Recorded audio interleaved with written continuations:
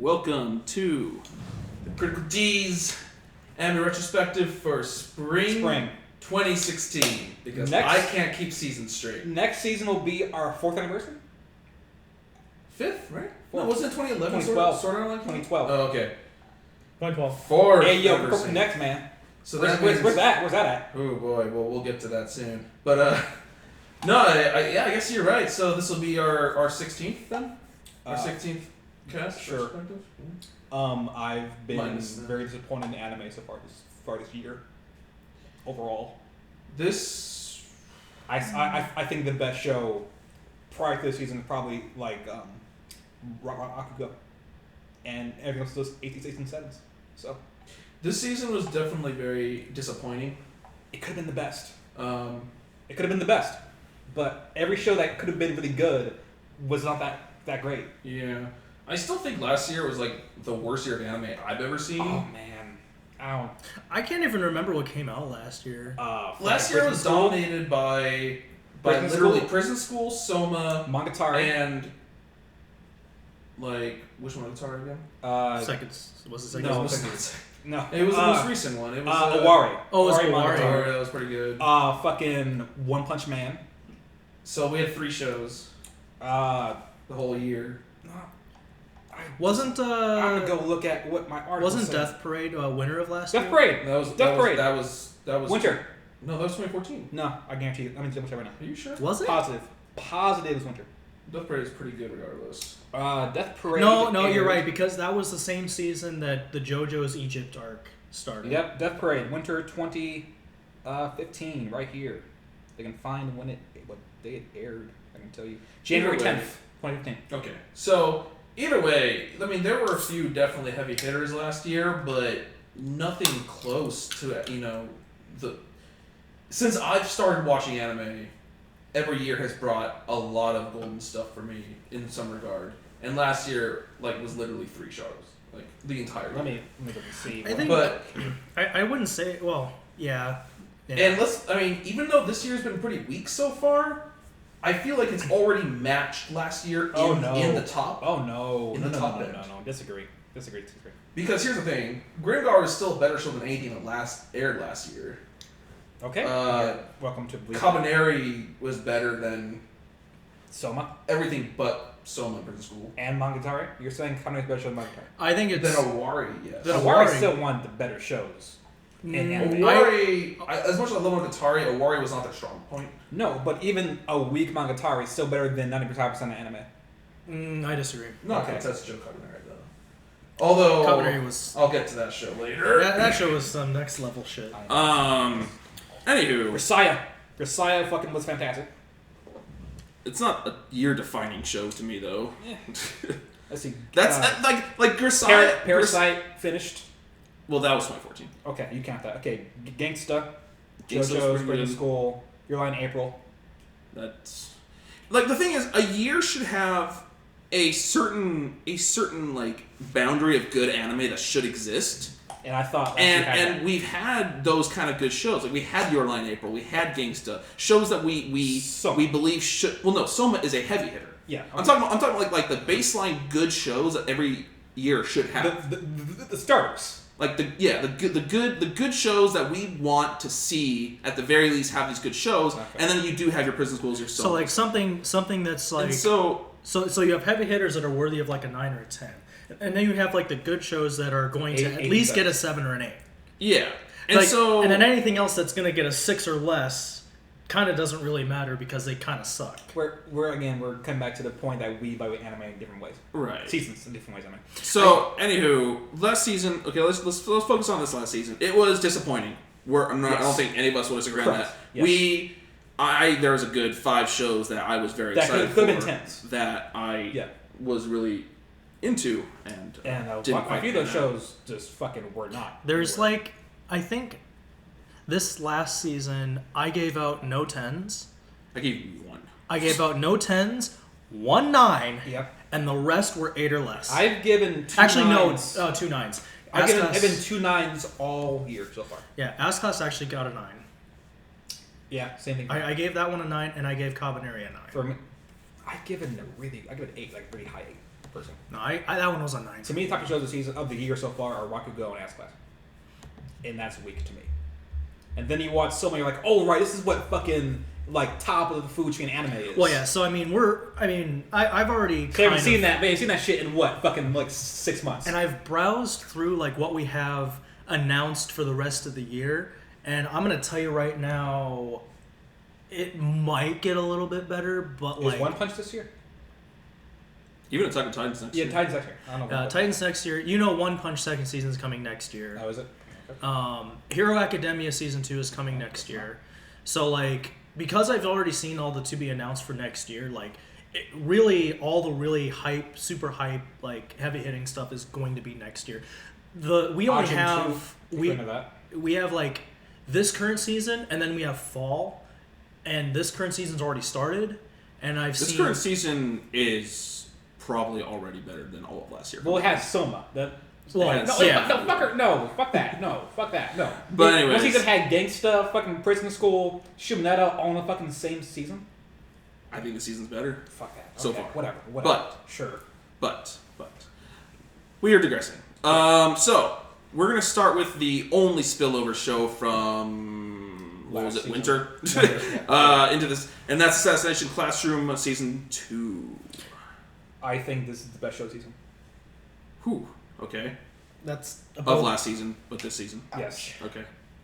And maybe best show of the year so far. Well, before Summer came out. Never mind. Second best show of the year so far. It's better than season 1. Yeah. I think I only ended up giving season 1 like a 7. I gave an 8. I've been up for that show since day one. The problem I had was that it wasn't a show I got excited about because when they finished season 1, because it was 25 episodes, and then I heard the manga was still going, I was like, okay, that means we're going to get another season of this. Mm-hmm. And I didn't know how long the manga was. So I was like, okay, like, how many more episodes is this going to be? Is this going to be another, like, Naruto, Fairy Tail, some dumb bullshit? I would have been cool with that, because that show's fucking great. I knew it had to end, though. Well, yeah. They set themselves like a set date of the next school year, so... Let's say have single days, yeah. And I thought they were going to make it keep going so that every single character in that class would have gotten, like, their own, like, time to shine, I guess. That's when anime gets bad, though.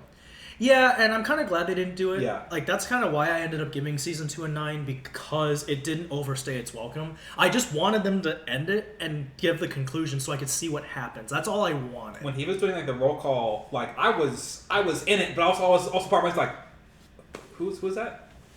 Oh, no. Like, I recognize them all, but I recognize faces. I recognize names. I only knew, like, how many of them were there? 28? Yeah.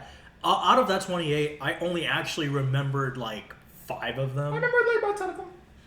Because some of them just really didn't do anything between two seasons. Let's get to the point. The last scene of As Class is incredible. Like, it's perfect. Wait, the last scene where... Nagasa's in the classroom? I'm sorry. I'm sorry. First off, good scene. It's a good scene. I mean, like you're talking about the second to last episode. I mean the main scene. Let's say the main. Which wasn't even the last episode. It was the second to last episode. Are you talking about? Because last episode they went to clean up. Oh no, I thought it was third to last. No, second to last. Was it? Yeah. Okay. The last episode is when they go clean up, and they're like, it's in the future, and it's like 7 years later. Yeah. Yeah. But let's say you're talking about the roll call scene. Let's say the premiere scene of As Class was perfect. It couldn't have been done any better. Like, animes wish they could end their anime like that well. Well, it was a more fulfilling ending than. Have we seen a better ending to anime than that? Your Lie in April. Even though I think this is a better show than Your Lie in April, I think Your Lie in April had a better last ending scene in this show. The concert, with him connecting with. Yeah. It was the most beautiful thing I like this better. Really? I like this better. Yeah. Okay. Maybe Monika's better ending. Then Monika's perfect. Monica, God bless. Yeah, that's right. God bless Monica. Like, there are not many anime that end better than this show. It was a very good ending. It's probably what bumped it up from an 8 to a 9 to me. Yeah. Letter grades. Yeah. I mean, like a B to an A minus. I've never seen Clannad. I've never seen all these sad shows. So, like, I guess this is what this feels like, because I have had an anime make me feel that way You were fucked up after Kaori died. I was fucked up. You were fucked up. I was fucked up. This is. I think you're forgetting how much you were fucked up. I was pretty fucked up. This was on that level. Okay. This was really on that level. Like when he says, "Before you kill me, take roll call one last time." I'm like, "Fuck." The thing is, like, damn it. Well, actually, yeah. Never mind. Yeah, go on. And then goes to a roll call with every fucking name, and then Nagas has to kill him. He's like all trying to like get riled up to kill him. And Kuro Sensei put his fucking his Senoko on his like on the picture point, calm him down. Fantastic. Yeah. Fantastic. Like fuck, man. And he stabs him, and then he glows and then fucking drifts away, leaving the fucking tie there. That still had the hole in it from the first time he got it from that sister. Yeah. Fuck me. So God damn it. So what was really funny is like when they're going into the showing the future after that, and like the crescent moon starts to crumble. Yeah. Then the gravitational force of the moon starts pulling it back together into a spherical object. I want to talk about like the catastrophes that would be happening on Earth. Oh yeah, without doubt. No. I think they tried to fuck with it by saying, "Oh, it came closer to, so it looks like the moon before, so it won't fuck with the shadows anymore." And it's like it's fine. I mean, the show was full of supernatural shit anyways, but I just found it really funny that it was just like, man, Earth would be really messed up. Yeah, it'd be fucked up. I thought the last fight was ridiculous. It was. So I thought what's the name? I forgot what her fucking name is. This is a green hair girl trying to fight that guy. Oh, best girl? That's a fucking dumbass thing to do. And she died doing it, so great. Fucking deserved it. That's how hard it is to remember names in that show. It's like she's my favorite girl in that character, and I can't remember her name. Kayano? Verde Chan. Huh? Kayano? Kayano, yeah. No, Kayano. Verde Chan. God damn. No. God. Midorima? Yeah. God. Anywho. I hate you both. But I want to touch on that real quick, actually, since you brought it up. Yep.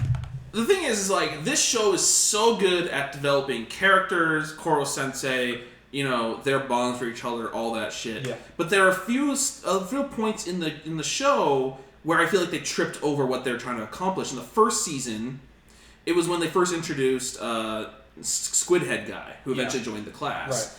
Right. And I get that because Koro Sensei was made, he was created, that the technology out there for that creation still existed, which I kind of prefer that they hadn't done that, because when that kid showed up in the first season, I was like, yeah, you're fucking joking. Like this detracts the uniqueness of Koro Sensei. For me, I was like, oh, there's more than one. Fuck.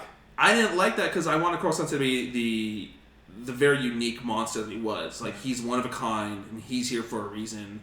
And this is before we knew about his whole past, him being an assassin, that he was human experimentation. Yeah. I had kind of hoped that he was just a monster from the get-go, and that he wasn't created so that he was the only one of his kind. But then, Squidhead, Kayano was a Squidhead. Which was nuts. And then that last battle was really silly, because you're trying... The show gives you Koro Sensei as this icon of power. Right. He is like the One Punch Man. Like, he's up here. Yeah. He's not getting any stronger. He's not getting any weaker. You don't have to showcase him because he gets showcased throughout the entire show. Right. He's constantly using his powers. The whole point of the show is to show how the kids are growing and becoming stronger. Yeah. And yet that last fight kind of gets rid of all that, because this guy, you're powerless against him. Let me save you because I'm the strongest. This guy was at Mach 40, and I'm kind of like, oh, okay. And I'm like, I get the show wanted to have like a hint of a climax, climax and closure for Koro Sensei himself, because that was his apprentice. Right. But I don't like that they detracted from the students so much in the final hour, in the 11th hour. They felt useless. Right. And that just goes away from everything they've been building up, and that really bugged me. And I think at that point I was gonna give it probably a straight B. It would have been better had they said he's gonna explode in a few months. Yeah. He better had just been degraded that entire time, and just take out the entire fight. And it's the fight definitely didn't need to happen, but it's they trapped him in that force field, right? And they were gonna laser him to death. Yeah. And I got that, and that was actually to me, I was like, oh shit, what are the students gonna do? Are they gonna be able to turn him back human somehow before that happens? Nah. Are they going to get him out of there somehow? Mm-hmm.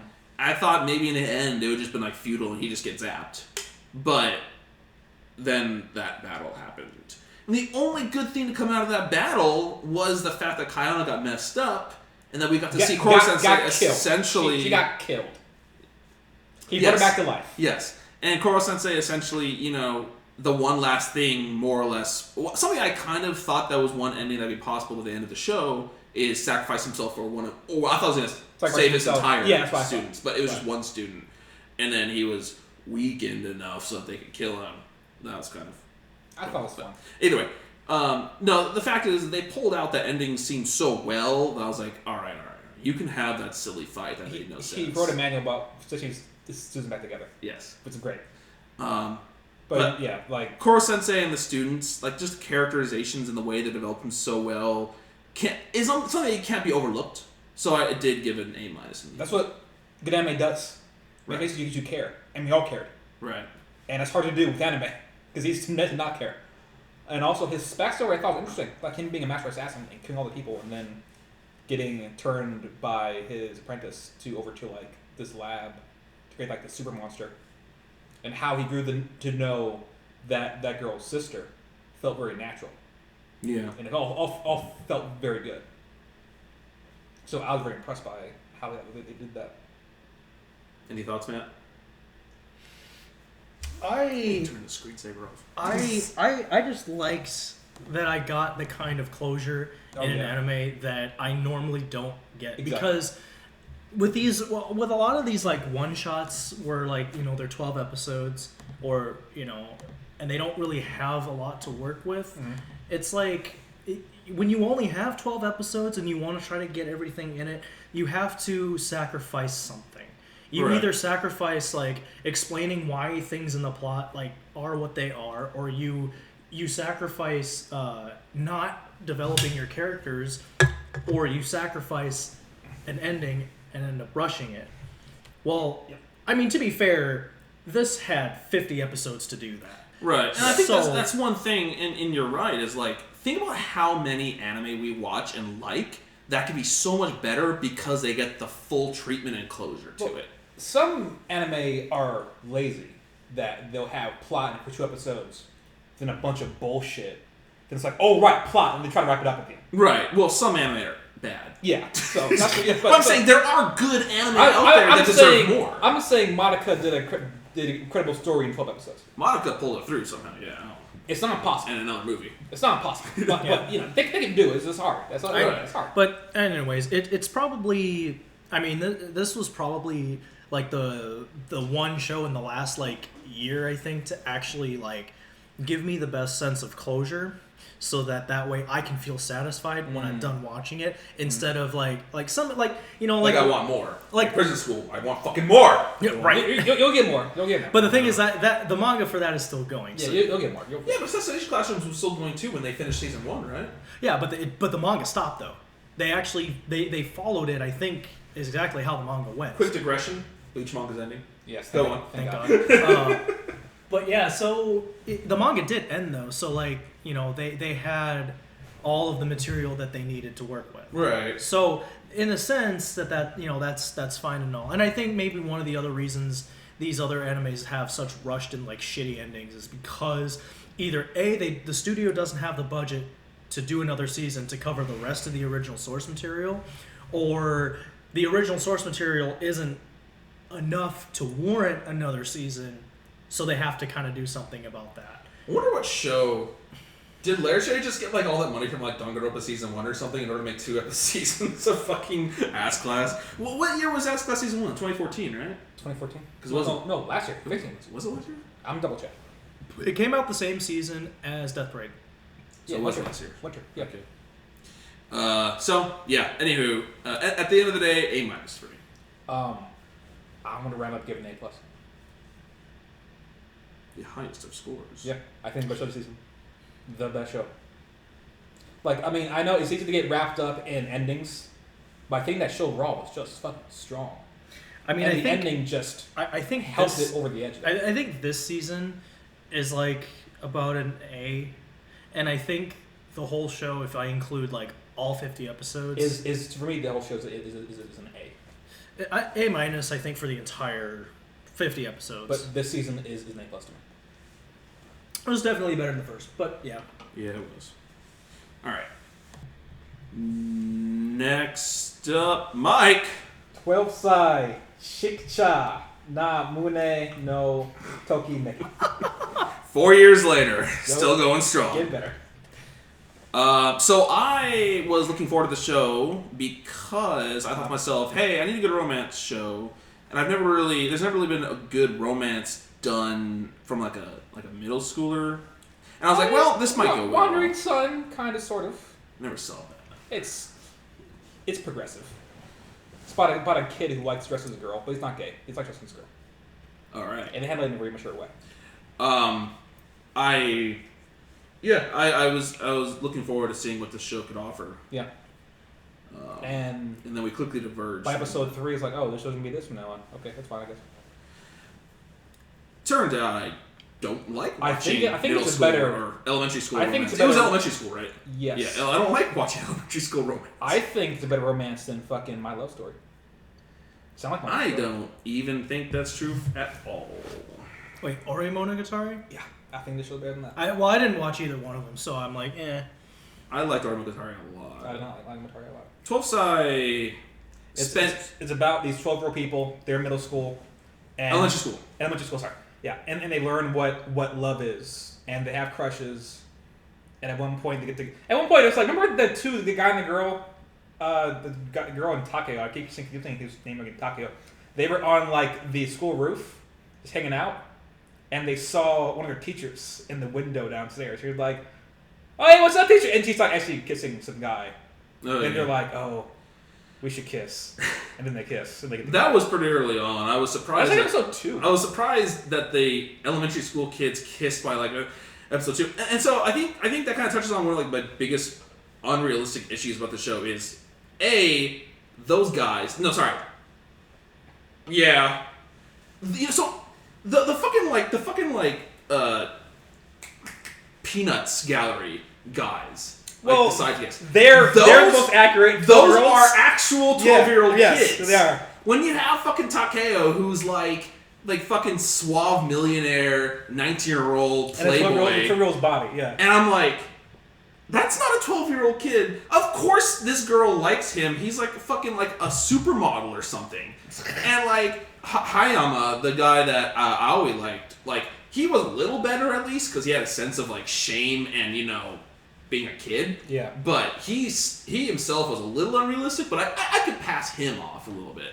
But I mean, boy, these spent children so much seem time. way too mature for being 12 years old. Absolutely, and they spent so much It's time not a problem for me. focusing on. I'm cool with that, but That's just part of it. The other part of it for me was they focused so much on the same crude 12-year-old humor that it's like a running gag. Like, how many times do they say, "Oh, you're on your period"? like 3 times. I'm like, more than that. I mean, there was the bitch who was being a bitch, And I'm like, but like that's some real shit. And like the bitch and like her mom, the girl's mom was dead. So she couldn't talk to her dad about her period. So no, the bitch girl was like, she was real. She was a real little 12-year-old brat who just wanted everything and she couldn't have it, and she picked on the other girls. I like that part. Problem is, with a show about relationships, the relationships seem like the most fake thing in the entire show, whereas the relationships between their own genders seemed more real. And so I just felt like it fell short of what I wanted from it, and also not so much the show's fault, but just as a genre, I clearly don't care about watching elementary school kids have love. I feel like had it been more authentic, it would have been really annoying. Because 12-year-old people are typically very annoying. Yeah. When it comes to relationship, Probably. the idea of love. And so they just shouldn't have a show about 12-year-olds. They probably shouldn't. I mean, it's not made by monsters. There's no like nudity or any shit or fucking like right. Chicchana and shit like that. But it's very innocent and it's good. It's well done. It's fine. I mean, It's kinda cute, I'd say. They wanted to provide a mature relationship through 12-year-olds. I get that. And they succeeded in that. But I apparently thought I wanted it and I didn't want it. I was cool with that show. I thought that show was pretty okay. I actually think I ended up giving that show like second worst show of the season. Boy. So that's that's like D+. Wow. B. Give that show a B.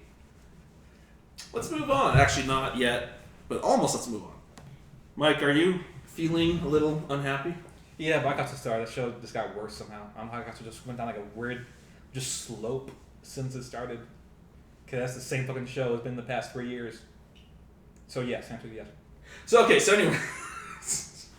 Unhappy. You have to fucking say the anime that's on this list, Ruben, okay? Unhappy. Unhappy. A-N-N-E. To me, it'll always be unhappy. So, I thought this was a short, and it's not. And I'm like, how can you make a full episode out of this? I mean, it's just another cute girl slice of life thing. It's dime a dozen these days. Pretty much. So it's a class full of people who all have very bad luck, and they try to get better luck. And so basically, their teacher and this little like mascot mechanical rabbit thing put them through these trials and tribulations to test their luck and try to make them get better. But like the most ridiculous things start happening to them for no reason. And it actually, at a certain point, many times throughout the show, becomes a little supernatural. Like the main girl, and still feel unhappy. Like she becomes so unlucky one day that no matter where she goes, it just rains on her. That's kind of funny. Everyone else it doesn't. The girl with the long hair, like the more shy one, she's in love with someone, and she's afraid to tell anyone that she's in love with the cutout of the construction worker guy who says it's dangerous here, don't come. Oh my god. And she has like a picture of him in like her wallet, her purse or whatever. And like... You're making this shit sound better than it actually is. It wasn't bad. It was fine. I mean, the problem is, I think the show would have been better in like 10-minute segments. Yeah. Rather than 20 because I think a lot of these plots and trials and stuff that they did, which I enjoyed and are entertaining, dragged on almost every time. So I think the length of the show hurt it. I guess for some reason they didn't want to do a 10-minute long show. Mm-hmm. But I don't know. Where does Silverlink get their money to do I don't know. Stupid moe shows like every season? There's one this season called Angie Birch. Yeah. It was great. I already watched it. Did you really? That's my show. That's all. I'm done with that shit. God. Anyways, no, but snap back to the past, present. Snap back to the present. Yeah. Okay. Snap back to the past, present. Just get a fucking score, okay? Yeah, it's like a C+. Okay. All right. Great. God. Motorcycles? Bakuon. Rolling Girls made me resent the idea of this show. It's not the show's fault, I'm just saying. Rolling Girls is a show about like superheroes and shit fighting people, right? No, you're thinking of Punchline. No, I'm not. Are you? Rolling Girls is the one, like, I watched the first, like, 3 episodes of that show, and that's where, like, they were on, like, the Ferris wheel or whatever, and, like, she was like, I'm actually the real superhero. Yeah. Oh my god, you're the superhero I like! Was it, like, Matcha Green or something like that? Fucking duh, I couldn't watch anything. Oh, that was the no, one that Bakuon was just cute girls with motorcycles. This is okay. I don't know. So, this show I liked it a lot. So, not only, it was just, like, the shameless fucking, like, cute girls with motorcycles things, but it was, like, they had real motorcycles. Of course they had to. Kind of like how, like, Upote, has, like, real guns and stuff. So they were always talking about, like, the differences and stuff between, like, Suzuki's, Yamahas, blah, blah, blah, whatever, motorcycles. And they're all, like, they all love their own motorcycle. But they're all in the same group, and they constantly clash about their motorcycle. But the great part is, many of the episodes, the plot is just simply a ripoff of, like, some old-ass American movie. Like, 80s or 90s movie. So it makes no sense. But it's an anime form with girls riding motorcycles. So, like, for instance, like, in one episode, like, they meet Jesus on the side of the road. What? Riding a motorcycle. Great. That's so stupid. Jesus fucking metal, yeah. Okay, so did they use the real names of like the motorcycles? Yes. Like, so they actually had like Yamaha, Suzuki. Yeah, yes. It wasn't Mamasaki. No. It was real. And Wawasaki, okay. And they, like, her training motorcycle was Baika. And the motorcycle would talk to her, the main girl, Hane. Okay. And, yeah, sure, yeah, fuck it, yeah. And she would just say lewd shit. Every fucking sentence she said, she's like, oh, I just love it when guys ride me. It was like kind of stuff like that, like the entire time. What? But then like eventually, like she couldn't use the training motorcycle anymore. She couldn't anymore. And then at the very end of the show, like just the seat of that motorcycle was like taken off or something, and she put on her own motorcycle, but it still had their voice. So her new motorcycle now was just talking lewd shit to her the entire time. Okay. I love you, Bika. Oh, you right. remind me, girl. God, what? Great. Cool. That's But so Is there dumb. any other depth to the show? No. Okay. No, it was just great, fun motorcycle humor. Cool. Score.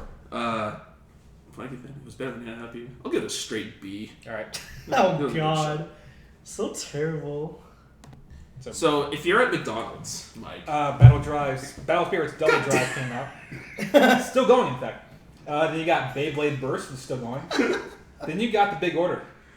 is that the size of McDonald's you like? Big Order? Not nowadays. Yo, I had a big order at Cairns yesterday. That sounds horrible for your bowels. The biggest order. Big Order's a fucking dumb fucking show. Fuck It was that shit. so dumb. Fuck that. You fucking tried to fucking sell me on that bullshit at first. I don't think I did. No, yeah, I you said did. the second episode was really funny when the ripoff. Sorry, when just same artist. That was When was funny. Yes, funny episode. And like that was, and then that happened. The Miko pregnancy thing happened. Fuck that.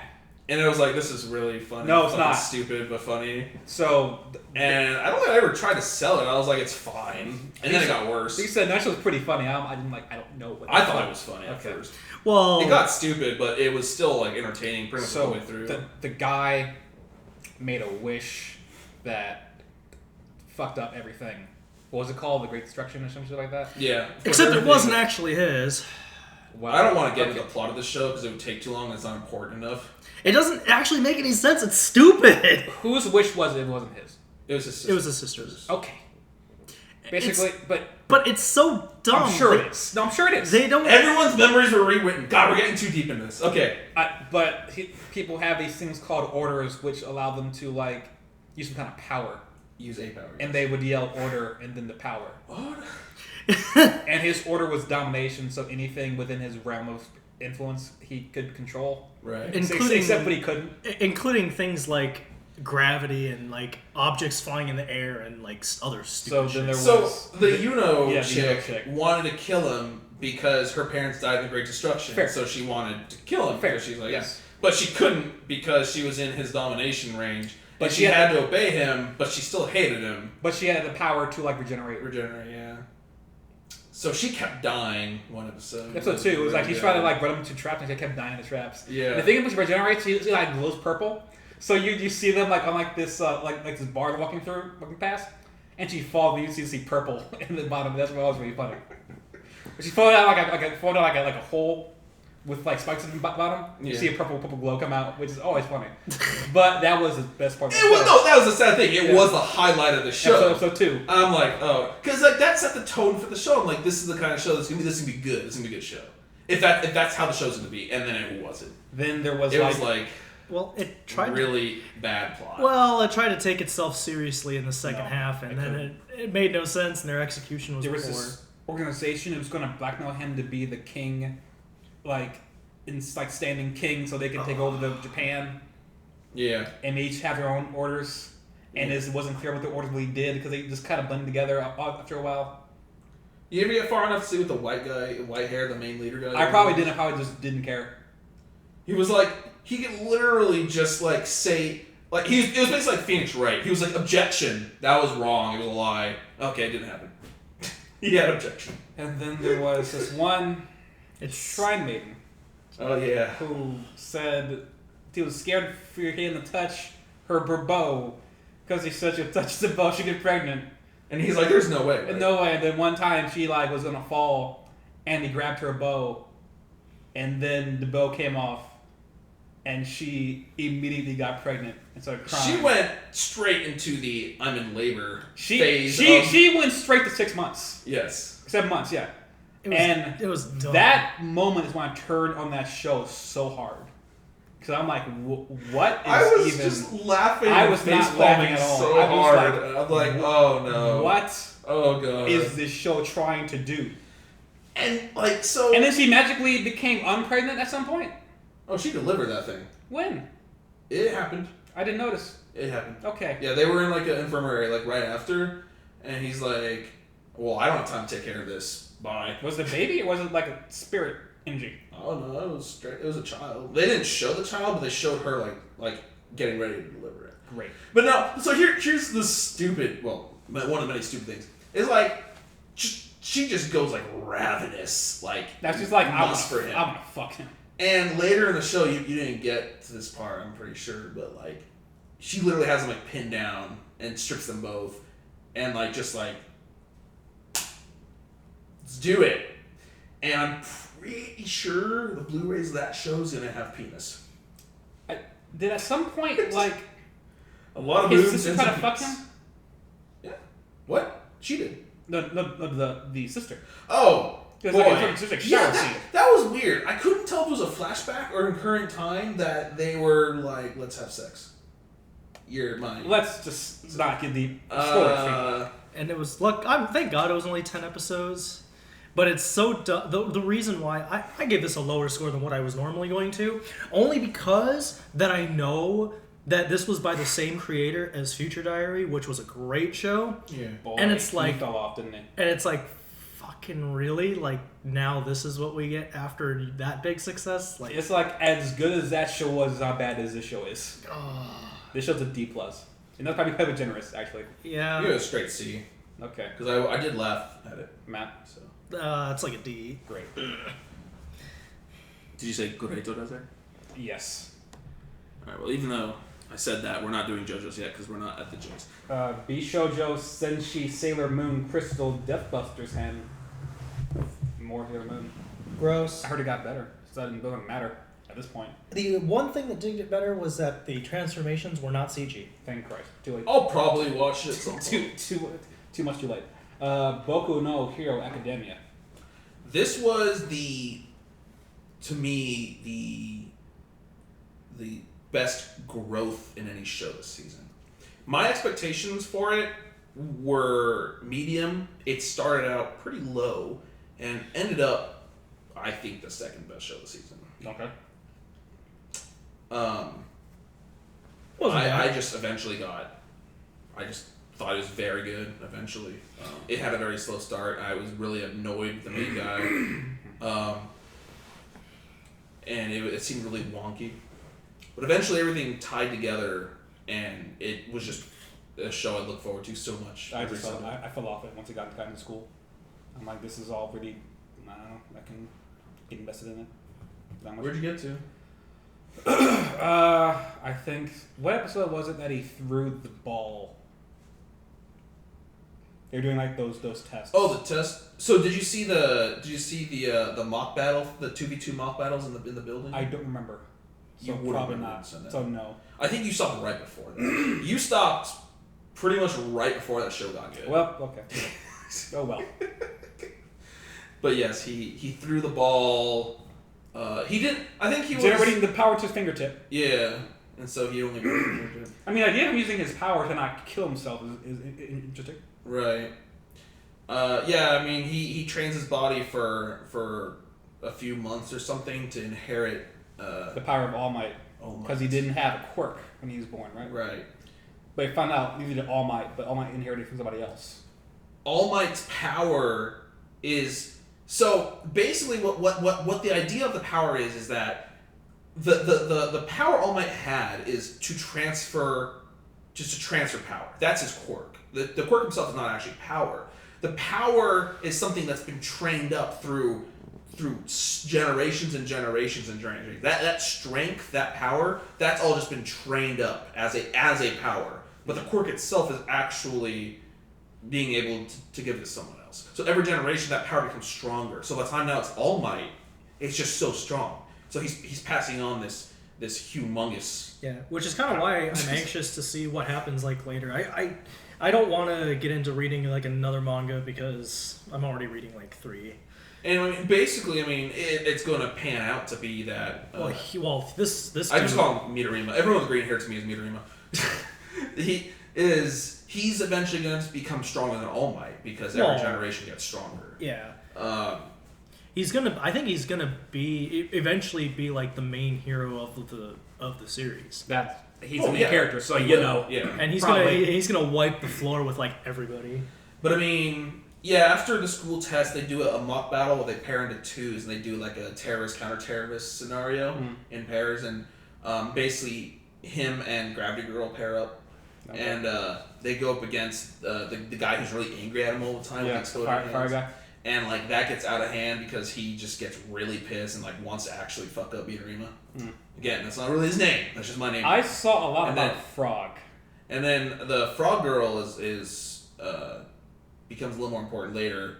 So basically, they go into this giant like biodome area for their next training, and they're going to train in different environments. But that's where essentially some bad guy with the power to teleport everyone literally comes in with like 100 fucking villains and closes them off in there and tries to kill them all.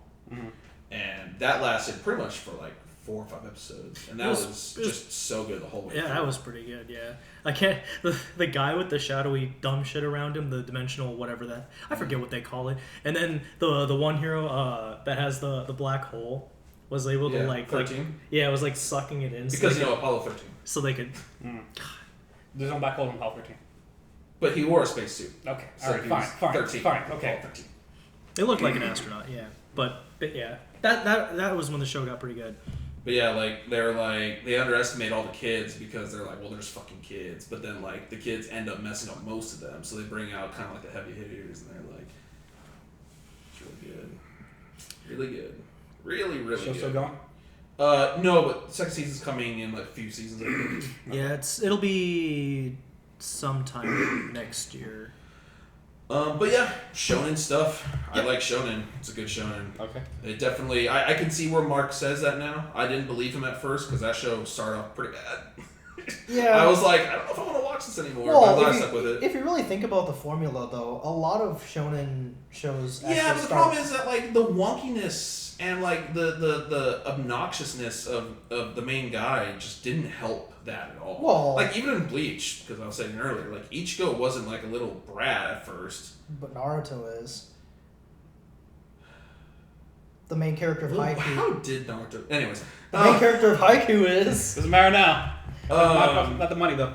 I give that show a straight Matt. A minus. A. Cool. All right. So are there any shows that we didn't watch No. after that before that? Nope. Okay. Another Bones show though. Bungou Stray Dogs. Did Bones do that show too? Yeah, they did. They did. Up with the bees. I also We're like thought. Bones go Stray Dogs, alright? And Bones no Hero Academia.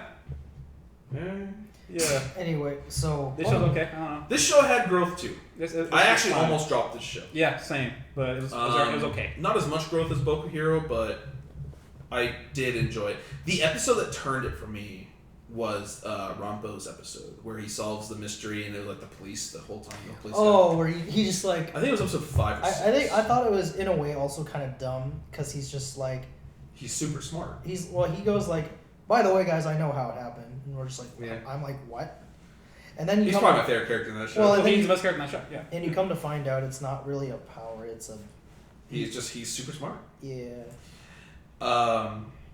This show gave off a real yaoi vibe at Gay first. vibes. And it didn't. That vibe didn't ever get any better, but the show did. So I stopped caring that it seemed to really be well, shonenish. it was for me. It wasn't even like the episode itself. It was when I watched the ending, and I was like, "Oh no!" Didn't help.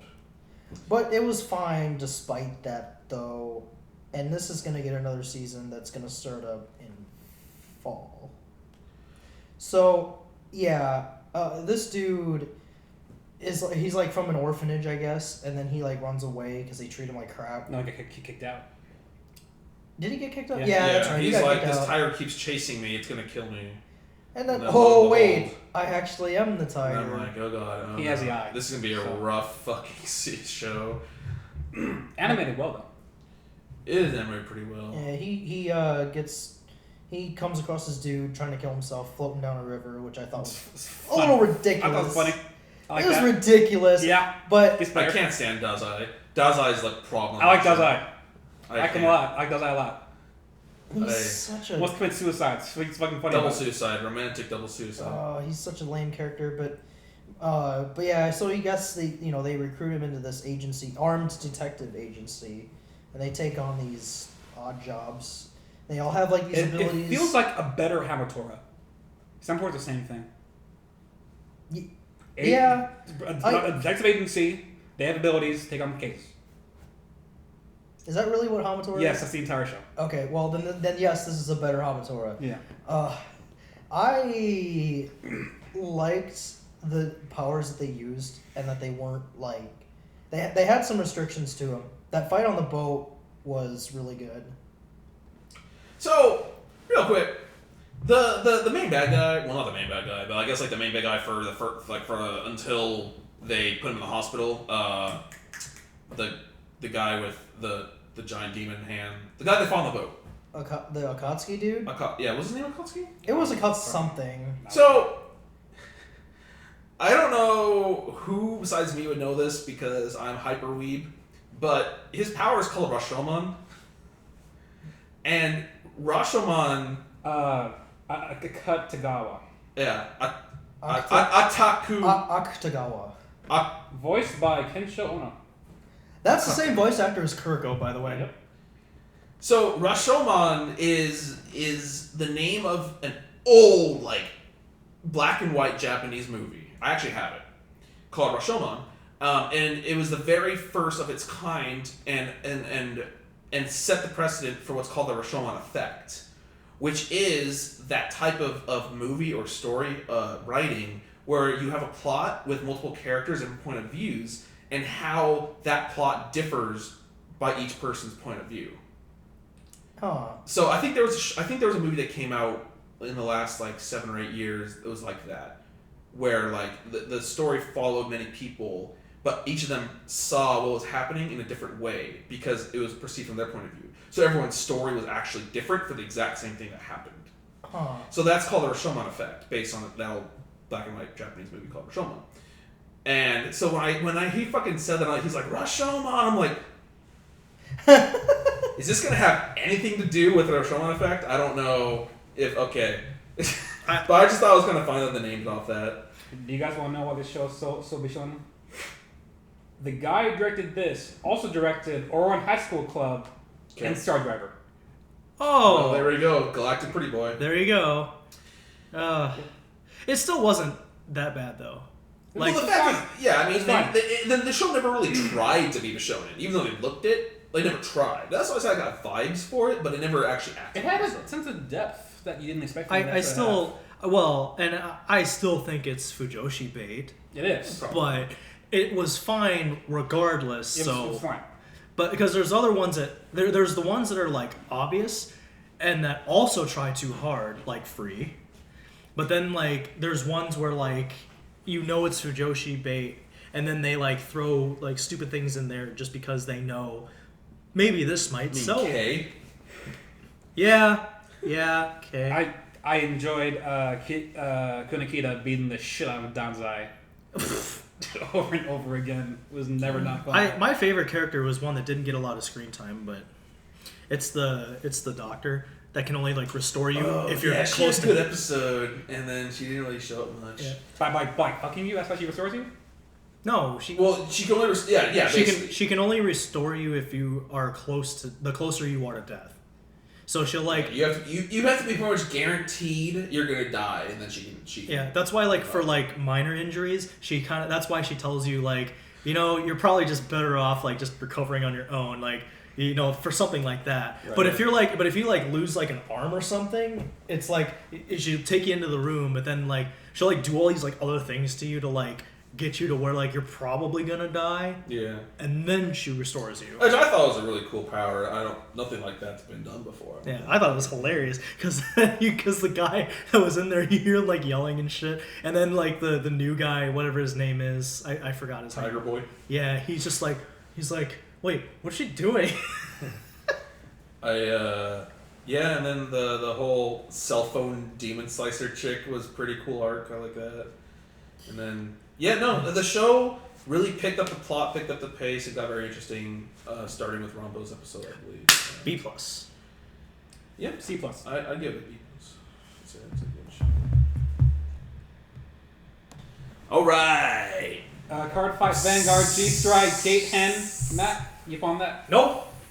Concrete Revolutio, Nope. Collision Genso, The Last Song, Show's Duel Masters dumb. VSRF, Show's dumb. N-Ride, Show's gay. Flying Witch. Flying Witch! That show's just chill. Boy. It's like the ASMR of anime, pretty much. It's like, yeah, man, I'm just gonna, I can't remember. gonna vibe out to this. I can't remember a slice of life anime that has been done so well in a can't remember ever in a long time. Can't remember. When was the last time a slice of life show felt like 5 minutes to me? I liked Boku wa Mina Kwaiso a lot. That felt like an hour to me. Flying Witch is about a Nothing witch about witches. who And they don't do shit. goes to the countryside to just kind of live a non-witch life, and she's like, man, I'm not supposed to tell people I'm witches. Shit. She doesn't really take that many precautions to not be a No, witch. she doesn't. But it's a very, like, oh my god. Like, how do I, This is where just- do I start? This is chill. Where do I start? It's so chill. The background music is perfect for the show. The animation is so good for a show that doesn't need animation. Yeah, good comedic Her timing. sister is amazing. Yeah. She's awesome. I love just how down to earth the magic spells are. They're nothing flashy. Like literally, the most flashy thing they did was teleport, and that was her sister. That's all she did. And like everything else is small little things. Like I'm gonna make magic cookies. What do? Or turn They a make girl you into a laugh or fucking cry. Catwoman. Or they make you turn a girl into a fox. Fox, sorry. Or dog. Fox dog. But only during the day. Just the little things, you know, and I just loved all the characters. I just loved everything they were doing. I loved what everything. There Their was a plot. That's the uncle. It wasn't the dad. or The uncle. yeah. Well, no, but it was the guy's dad. Okay. It was her Yeah. uncle, Right. I believe. Yeah, but no, he spoke in like the thickest accent in the world, so like no one but his family could understand him. This show has no plot, no goal, just living. And yet it's done perfectly. It's done really well. I couldn't believe that I was so enthralled by the show that was nothing. And that is a feat that no slice of life I can think of has ever done. I like there's a scene in the show where like they were at orientation. She's telling the girl all about the stuff about witches. Yeah, let's do this and that. Also, I really shouldn't be telling you any of it. And there's like Paul is like, oh wait, I should have told you any of that. God. She's like shopping for brooms. She's like, this one might ride well, and then the childhood friend and his little sister are just looking at her like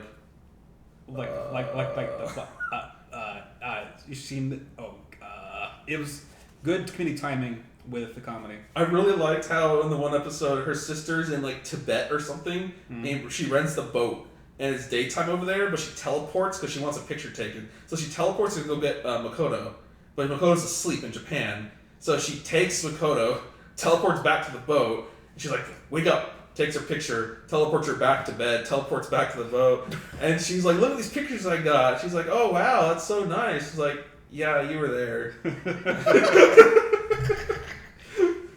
And then they went to like the ghost cafe. I like that a lot. Yeah, the ghost cafe, and like the ghost thought that like another girl couldn't see her. Yeah, she It puts was, the spell on the ground, so she walked over it, and then she became visible. Yeah, like the ghost was like pretty much like writing notes and just putting them on the table, and she's looking at her and she's like, "Oh, you can see me. Oh, never mind. Okay. It sounds like It's just chill. It's a chill anime. It sounds like since I had a really short watch list this time around, it sounds like I probably could have picked this one out. I don't know how it did it. I'm 100% biased somehow. Yeah. But fucking, this is my favorite show of the season. I know. It just got there. Yeah, it's good. It's A+. good. B+. Alright. Yeah, Matt, you should watch it. I'll watch it again. Alright, so let's talk about more shows that I like more than most people. Future Car Buddy Fight. God, it's not that one. Got him. Still going. Is it what? Yeah, episode 16. How? Season 3. God, like Yeah. Future Card Buddy Fight? Yeah, Triple D. I remember back in the day we were playing Vanguard and Rick's like, you going to get in that Future Card Buddy Fight? I'm like, the fuck is that? Well, listen, Future Card Buddy Fight. What? It's a futuristic card game where buddies fight. God, like Bushiroad just needs to stop. Like They make so much Done by money. Zebek. okay, Zebek well, getting that money. Well, I'm pretty sure did all of Tulabru Oh, they got that right. and like all the other hentai shows that might as well be hentais. Yeah, okay. Anywho, so what's the real next show? Gakusen Toshi Asterisk 2. All right. Gross. So speaking of shows, I like more than most people. I don't care anymore about Asterisk. I So don't care. the first season was a lot of exhibition, some battles, and they pretty much like built up this big Asterisk tournament, or no, the big Phoenix Festa tournament. Yeah. And then season 2 was like turning the engine on, battle anime, here we go. And I really didn't like. think it was that good of a battle anime. It's not like top class, you're right. Yeah. But for what it was, I enjoyed it a lot. Okay. it's What's the just- plot of that show? Who really cares at this point? It's just this season's like Infinite Stratos archetype. I think it's better than Anthos Stratos. Well, Infinite Stratos is It's badass. dumb. Yeah, this is But competent. What really sets like this show apart, because you're right, there are a lot of shows with very similar plots, aspects, settings, whatever. What really set this show apart from me were the characters. I thought this show had better characters than other shows like it. I think Todo and Saya, or Kirin and Saya, could have a whole show to themselves. Saya's fucking great. I like Flame Lord Chan. The main guy is just a main guy. He is a main guy. He's super main guy. I like Claudia a lot.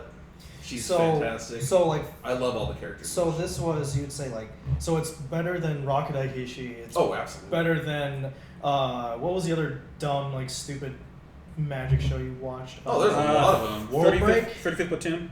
Yes. Oh my. There's a lot of shows better than 35th Platoon. Oh fuck, this PSVR demo at a Best Buy. That's in Avondale though. Fuck What that. the fuck is Avondale? Huh? I don't even know where It's Avondale like 2 hours west of here.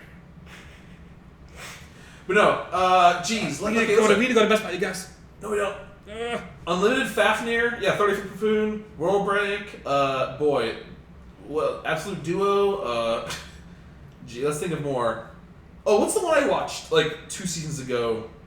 That was super, super stupid. I was so stupid I can't remember the name of it. It was like oh god. It was like the boy was the king of this kingdom, and he came to the kingdom to take it over, or not take it over, but then like I got nothing to go. I'm gonna think of this fucking dumb name. It was 2 seasons ago. I don't. Roast Beautiful. What the fuck, man? It's, That was like it's 2 a boy. years It's ago. a boy who's king of the kingdom. You're not be president than that.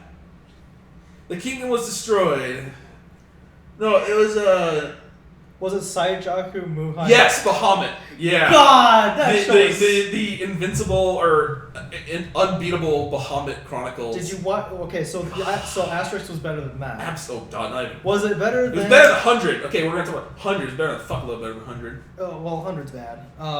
Like in terms of okay, well, so a lot of like the internet has just put these genre of shows into just one broad category called the magical school genre. Because at a certain point, it's a fucking magical school. Pretty much. I think aside, and they're all not great. I think aside from the good one, Tatsuya Miyuki, Irregular Magic High? I think Irregular is the best magical high school show, and this is probably, without thinking too hard, like 3rd or 4th best. Was it better than Trinity 7? Oh my god, yes. Trinity See, 7 Mike is Lecter so 7 good! somehow, I don't- Was it better than which one was the one that was called like a Tale of the Worst One?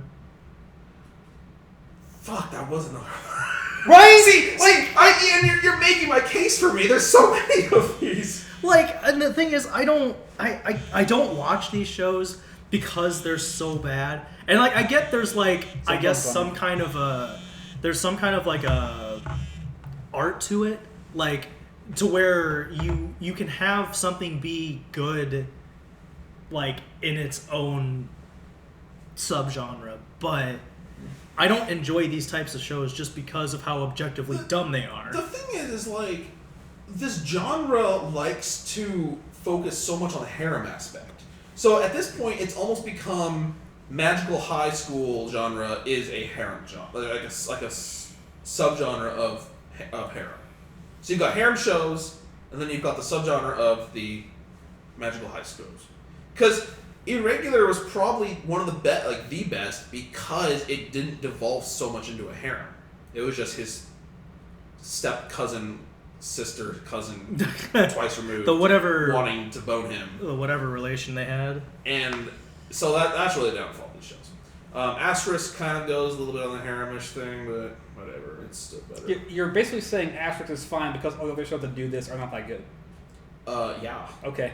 I mean, it's that's fun. enough. When on a relative scale, yes, Asterisk looks like a pretty shining beacon of light. But at the end of the day, it's like a B+, maybe. We haven't said anything about the show at all. Oh, no, I don't need to. Okay, good. Alright, let's move on. Yugiori! Objection. Gakuten, Saiban, Sono, Shinjitsu, Irigari. So, yes. By the way, just for those of you that don't know Japanese, Here it goes. Gyakuten Saiban means turnabout trial. And what I think, after watching the show, what I think turnabout trial means is bullshit. Now, don't get me wrong, I'm enjoying it, but boy, whatever they're doing, that's not a trial. No. Like a slap fest with a white glove, and like every time you slap someone, a new evidence pops out of the ground. Like, no, it's really dumb. Don't. Yeah, it's pretty much. It's not. It's pretty faithful to the games. It is. Well, it's following the first. And I'm sure that's a good thing. It's following the. Well, it's just the first two games. Yeah. So, I mean. So I've seen up to the part. Or the last episode was. I just finished the case that they did in the movie. Remember the movie? The live action one? Yeah. It was the lake. Oh trial yeah. With Edgeworth, right? Being Edgeworth. He was indicted. he was the one that was accused because of being in the boat and someone shot somebody. That trial is where I just ended in the show, I believe. Okay. Or I'm in the middle of it. So at the end of episode 13, it'll basically finish the first game. So that trial's the last trial of that game. Yeah. Yes. They do this like in between episode where they go into like and I don't think they did this in the game. It's been a long time, but they go back and they show how Edgeworth and Phoenix were like in the same class and and what basically motivated him to be, because you saw the flashbacks. Yeah. Well, they do a whole episode on like that whole thing and like what becomes of him, and that I thought was fine. But now they're going to go into the second game. Okay. And so this is actually like a 24, 25 episode series, I think. It's fine. I mean, it's not a stellar show, but it's not bad. It's fine. If I'm you're enjoying it. If you're a fan of the game, I mean, it's funny too because I actually have talked to people who are fans of the game that have played all of them. Back in the day, if I had a whatever console I needed to play, DS. I would have played it. Yeah.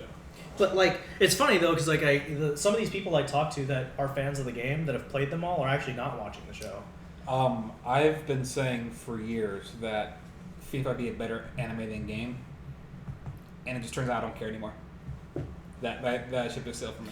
Well, at least now, one of the things that at one point I think that George had used for one of his trivia questions. I was thinking the same thing. Yeah, There's no courtroom drama. Yeah, now there is. Yeah, got him out there. Because the one thing we always said, people will be like, "But Phoenix Wright." We're like, "Not an anime." No, it's not. So, GG. Probably not best to have GG. Yeah. I mean, for it is following the games. It's faithful. To a We all can say about that show. It's faithful. So I mean, it and the thing is like there's only essentially like one right way to go through the games anyways for each trial. They're visual novels. Pretty much. At the end of the day, they are puzzle-based visual novels. Yeah. Like Catherine. Which is why I thought they were law games, and they're not, which is why I didn't like them very much. Well, and also they don't the way they do these shenanigans in the courtroom is not would not go on anywhere. The thing is, Mike. So okay, I'm gonna digress. I don't want to, but let's do it. I mean, in any game, there's always failure or victory. Okay, if it's a story-based game where with a beginning and an end, there's going to be failure and victory. Yeah. Even in like LA Noire, Which is a much better game. I mean, you're just gonna proceed with the story There's unless you fuck up, There's a fail state. and then you lose. There's a fail state in LA Noire, though. You can fuck up and keep on going. But you just right. That's what I'm saying. Is like, You fuck up and you fight, the game ends. well, actually, LA Noire you can't even lose. It's like fucking Beyond 2. Well, you can fuck up. You can't lose. But the game doesn't care. It just puts you down a different path. Right. Phoenix Wright doesn't have that. Because Phoenix Wright, they'll wait for you to win. So if you fuck up, you played it wrong. It's okay. I see what you mean. Phoenix Wright has like a fucking like a life bar system. If you fuck up too many times in court, that fucking it's game over. Right. And Which then is, just- but I mean, it's like that's like even in Mario, you don't jump right, you die. Do it again until you do it right. Then at that point, you're saying Mario's a bad game.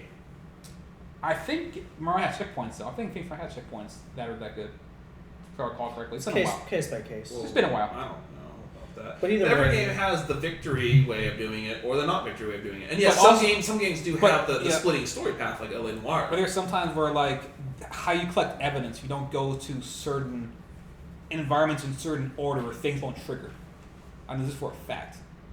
So that was annoying to me. That's beside that point though. It's not relevant to this anime. I think what Brian was saying on one of our casts another time was like even like the Walking Dead series. They have a little more. You gotta leeway go one than that. way. A little more leeway than that. Also, if they do it, they disguise it better. Either way, this game's for some, not for others. I played it on Dan Levy's Game Boy way back when he was at Quadrangles. Oh. I played it for about 4 hours at his apartment. I was like, oh, what's this game like? And 4 hours later, I'm like, whoops. But I probably would have played it if I had the DS, but I was checking out on Nintendo at that point because they made the Wii. But yeah, no, the show so far. It's fine for if you like the B games. minus. Yeah, that's about what I give it. It's fine if you like the games. If you're not a fan of the games, I mean, if you haven't played them, for They that can make matter, you a fan. I mean, is this worth watching? I mean, I don't know. It's not for everybody, but like, I've actually only Just be played- sure to right-click on the screen and say English alternative subtract Oh yeah, Crunchyroll to has get the the alternate actual names of the characters. You can't do that on consoles, can you? Then. No, you can't. Yeah. So I only watched it on my PC. yeah, because because the Japanese names are very different. They look the way they Naruhodokun. Phoenix No, Wright? Phoenix. Nick? yeah, it's Or Detective Gumshoe. Yeah, whatever whatever the heck his name is. I can't even remember. And what's his name? Larry? Larry Butts. Yeah, his name is Yahari. No, Which it's Larry Butts. really dumb. Though I don't like how they localize the names on some of them because they're puns and they're stupid. I like that. I like all Like that shit. Lotta Heart. Yeah. I was like, Hard. freaking really? Yeah, great. That's Yep, dumb. all that. April May. Yeah. Come on. That's just Yep. stupid. Great. With all that shit. Yeah.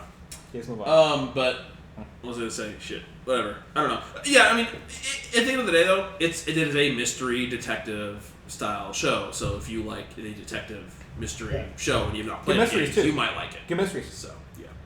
All right. But I mean, the whole courtroom process is bullshit and will turn some people off because It's accurate. Let's put it this way. vis-a-vis 1995. let's put it this way: I started watching that show with everyone at the house, and it's just me and one guy now. So, wow. all right. Speaking of great things, High Fury, High School Fleet. High School Fleet. Dumb. I watched first episode. About these girls who are on my phone. shipping school. So and they it's not do okay. ships. Back up with it. So like the tectonic plates shifted or something, and like the whole world's like super flooded or something, and like Japan's super flooded. So they had to like build like basically what Japan wants to do anyways. Like in real life, they want to extend their land like artificially outside their coast. Yeah. To have like more cities and space outside. So like Japan is what looks like to be like a large percentage of artificial land over the ocean. Okay. But they use these old World War II ships because there's a lot more ocean. And so they have these different schools have their own fleets. Of course, they're high schools. And they're not all girls. So there's actually a guys' school. Yes, there is. But they never showed any guys. They just sink the submarine. Oh. But anyways. Yeah.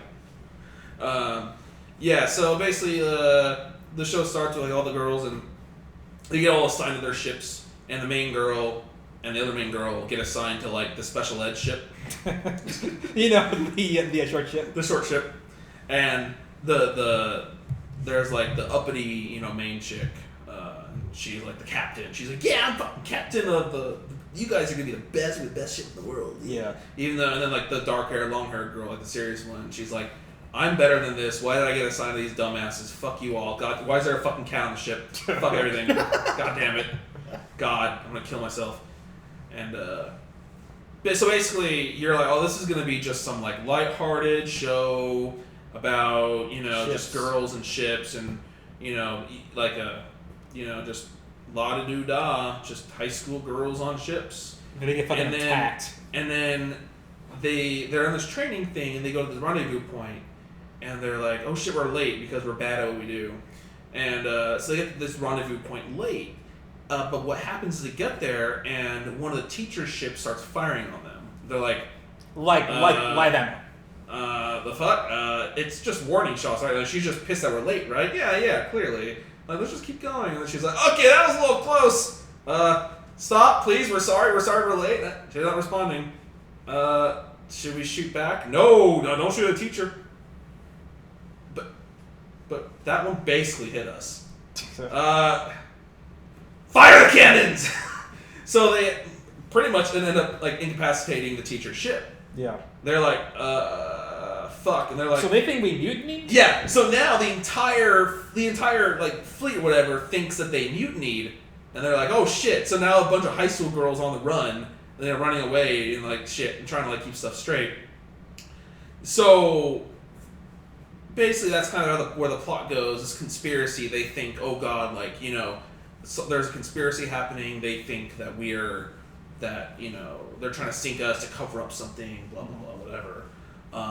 Turns out it's something a little more wild and not Pirates took conspiracy. over the teacher's ship. What? No, it wasn't that. When was it? How far did you watch? Episode 5. You should know that. I don't remember. So what happened is they were rendezvousing on this island, and there's a species of like rodent that had like this like hive mind virus, and that virus was infecting anyone who came in contact with them. So there's a science team that wanted these rodents to study, but what happened is like the virus, like pretty much like Resident Evil status, started infecting every ship, but because they were late, they didn't get there to get the infection. By the time they had gotten there, that ship and everyone else had been infected. So there was like 4 or 5 ships that had been infected in total from that rendezvous point. And basically what they had to do is they had to stop all these ships before they got back to the mainland, before the virus spread everywhere. Okay. And so they had to so basically it was them like going up to like finding these ships and like battling them and like subduing them and like rescuing all the people on board.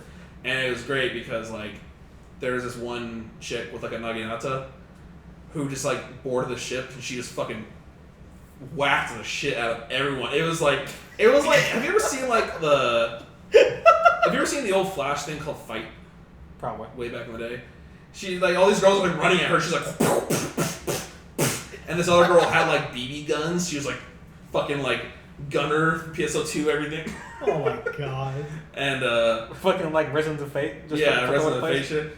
And so basically is that, and they were in trouble a lot, and then like the big ending was like the ship that her best friend was on was also captured, but that was like a fucking like we're gonna fuck up a country class ship, whatever it's called, and so they had a lot of troubles with that. They had to call in some reinforcements. What I like about the show is that eventually, a pet peeve of mine in anime is lack of communication. Mm-hmm. Like kind of things like it happens like a lot of romance things where it's like oh, you heard me say like 3 words out of my very nice line of things I was saying, but that sounded like I was hurting you. Oh, the Kimyou parable. Yeah. Not really. Yeah, that's the entire show. So anyway, well, kind of, but that show's good. No, so the thing is like in this show, like everyone thought they were mutinying, but they got that shit resolved quick. They're like, they did. oh no, you know what's going on, right? Chicchana is first. You're right. Yeah, matter of fact, there's like 5 crazy ships out there. You're good. Like, okay, thank God. Like, we're on the same page, and I was actually very relieved in that episode when it happened. I was like, thank God. The ship combat seemed very authentic, though it wasn't as interesting as, say, like Ars Nova was in terms of ship combat. So I like the show more than Contact Collection, because Contact Collection was, while it was fun in a way, it was just like kind of silly, and there was no purpose behind Contact Collection. It was like, Contact Collection has that like magical high school plot thing I don't like. I was telling Matt earlier, it's just like, there's unknown enemies attacking us for no reason. We must defend us. We must defend the planet from these unknown enemies. We don't know who they are. That was all Contact Collection was. Yeah. It was like the freezing. Well, but I mean, you think about it too, though. Well, I mean, Independence Day kind of did the same thing, like the. Yeah, but that's a movie. Yeah, but they do the same. One movie. Not a whole fucking subgenre of anime. That, like, I feel like Freezing. Well, no, that's not true.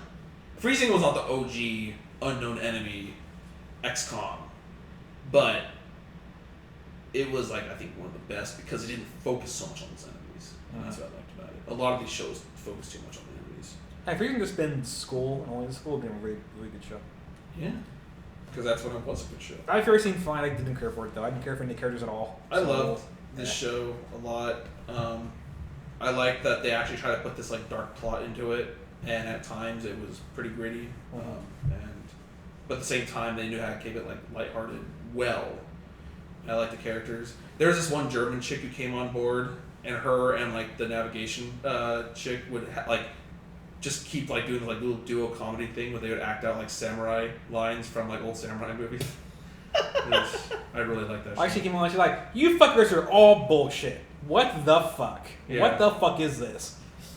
But they didn't use like real guns though. Well, no, ships had real guns. They didn't. Yeah, so that kind of bugs me. I mean, they were supposed to be kids on a training mission, which is like one of the issues. Like they didn't really have much ammo on their ship to go out on a training run with, so like they had to go and like refit their ship with new cannons and stuff eventually.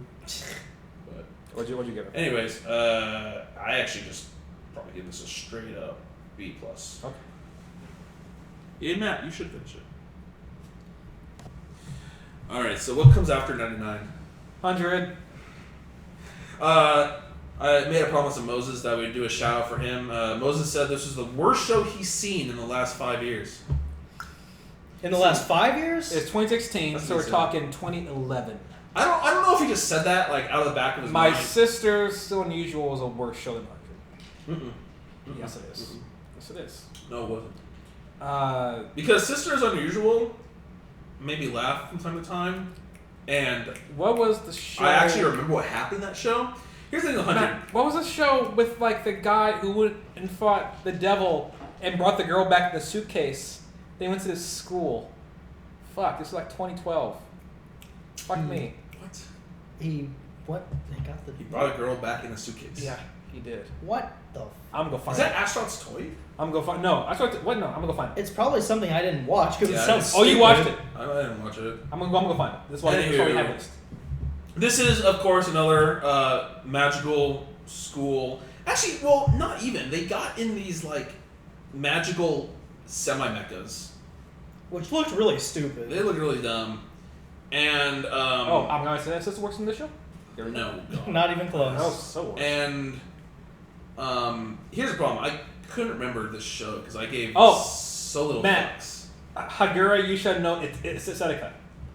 Oh! Is a worse show than this. God. Along with Dakara Boku wa Ichigai Dekinai is a worse show than this as well. That was a bad show, but That no, was it wasn't. really bad. They were both really bad. They're really bad shows. 100 managed to erase my memory. It managed to force my brain to empty out knowledge of my last 20 minutes after I That's watched called repression. it. It was. Yeah. The show made me repress my memories every episode. because I Moses didn't was mind like, that show too much. Moses was like, yeah, you know what? What's kind of saving this show for me is like that girl who came from the kingdom that he was from or something. I'm like, who? And he's like, it was in the last episode. I'm like, I don't remember it. Okay. I like the idol girl. She was cool. And I actually don't remember how that show ended. It wants to be, in certain terms, a little bit like Infiltrados. One guy in like, is he in the school full of girls who fight Pretty much. and shit? Oh no, that was the show. Okay, this was the show with the girl who said she was a guy, who we all thought was a guy, Who you all ended thought up was being a girl. Who you all thought was a because guy? Fuck this show. So I'm like, well, she has a voice actress, so. And she was a princess from his. But in like very far back in the line though, so not up for the throne. I still think. And they fight the noise, or the fuck they're called. They're the monsters are called. Yeah, I don't know. And they go to school for it. It's Infiltrados, but a lot worse somehow. This show has 2 letters in its title that are what my rating is for it, which is a D. D is a good score for that show. Do you finish it, Matt? Oh. No. Okay. Let's just move on. Yeah, that's what we want. Alright, let's get on something good. You need something good. I was looking at old bad shows, so I got turned around a little bit. But it is JoJo no Kimyou, I'm gonna say Kimyou na Bouken Diamond wa Kudakenai. Excellent. Great. Shine on your crazy diamond Kuroko's JoJo Bizarre Adventure. Kirko's gonna diamond your Kurofus. Yeah. It's good. So we're in generation 5? It's part 4. Part 4. 4. Although Jotaro's still there and Joseph eventually shows up all the way old and senile and So Kujo is the illegitimate son of Joseph's Joestar. yes. With some hot ass or something. With some hot But basically he has a very similar stand to Jotaro or Jotaro. No, Jotaro is the last season guy. This is Higashikata Josuke. Josuke, yes. Higashikata Josuke. Yes. His stand is It's when he breaks stuff. He breaks stuff and he puts it back together. well, his power is healing. Yeah. Like, he can't heal himself. He can heal anyone else as long as they're not he can dead. restore anything else to its Anything. original, be it a person or an object. Was it Shining Diamond, right? Is his Shining It's Diamond. called Crazy Diamond, but they're Crazy. calling it Shining Diamond. It's really stupid. It was really cool how one time he punched that guy in the stomach and then put the knife in there, Yeah. or like he punched a guy into a rock. Yeah, that was funny. That's fucking crazy. No, he had to heal Diamond. his mother, right? Because his mother had been stabbed no, there's the liquid span had gotten to his mom. So he So punched his mom's stomach He out. punched his mom with a jar, and then brought the thing back into the jar to fix her and put the thing in the jar. Yeah. Yeah. Awesome. And his mom just has no idea that she just got blown wide open, and then he. But now it's more of the same great JoJo's. I mean, at this point, anyone's watching JoJo is watching JoJo. There's a girl who was crazy for that one guy, Koichi, yeah. and that was a whole thing, and that was kind of She cool. was voiced by Kuma Miko. I was so happy. She didn't die. And she shows up in the opening and ending, like in the new one. I was like, she could come back. Yeah, that'd be cool. Come back. I mean, look, there's not much being said about the show nowadays. This is more JoJo's, and it's still really good. Yeah, I wish they would just get to the overarching bad guy, like Dio probably already, because we're up to like 13. Is it they're never not Dio? Still kind of dawdling. Well, second season wasn't wasn't Dio. It was the Pillarman. Okay. But they're still kind of dawdling around, durdling. I wish they would just get to the point, because it's been like 13 episodes. Well, Stardust dawdled for quite a bit too. And that also got split up into 2 seasons. Well, no, Stardust. It was like 3 seasons. Stardust. Wasn't it? No, it was 2. It was, essentially 4 actually, because the first 2 seasons on their way to Egypt, Then they got to Egypt, and then there was 24 episodes of Egypt. Yeah. Okay. Yeah, you're right. And there was, out of those 4 seasons, only one of them was stupid. Because the thing is, they knew it was Dio from the get-go, pretty much. Yeah. Remember? And their whole quest was to get to Dio. They don't really have a purpose yet more or less, in this. They're trying to find out where the arrow is that's piercing everyone. And That's powers. creating them stands. Yeah. But they've been going at it for a long time.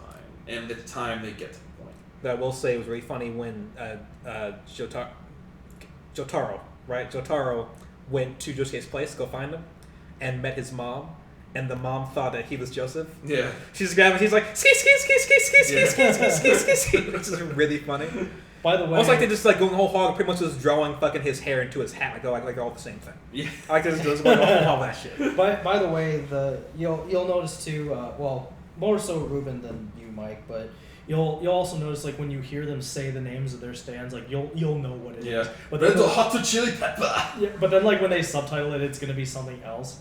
So and that's just because copyright, because they're localizing JoJo's, but like before they did that though, they could name these stands whatever they want.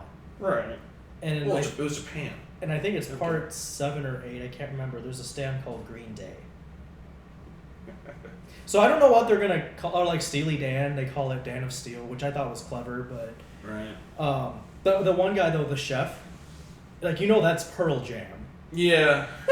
They call it Pearl That entire Jam. chef thing was fucking nuts. It was great. It was fucking incredible. I mean, again, I like to swerve there, like, oh, it's actually not. He's not evil at all. It's just trying to make you healthier. It's just all fucked up how he does it. Again, it was more dirtling, but I enjoyed that one. Yeah. But like, I think, did you see the episode? I think it was 3 weeks ago or 2 weeks ago when like they're saving the baby stand. I missed. Oh, the invisible one. I'm like, Yeah. It turns like everything else around it. I'm Like like, that episode was just literal. So that's like the Kojima baby, pretty much.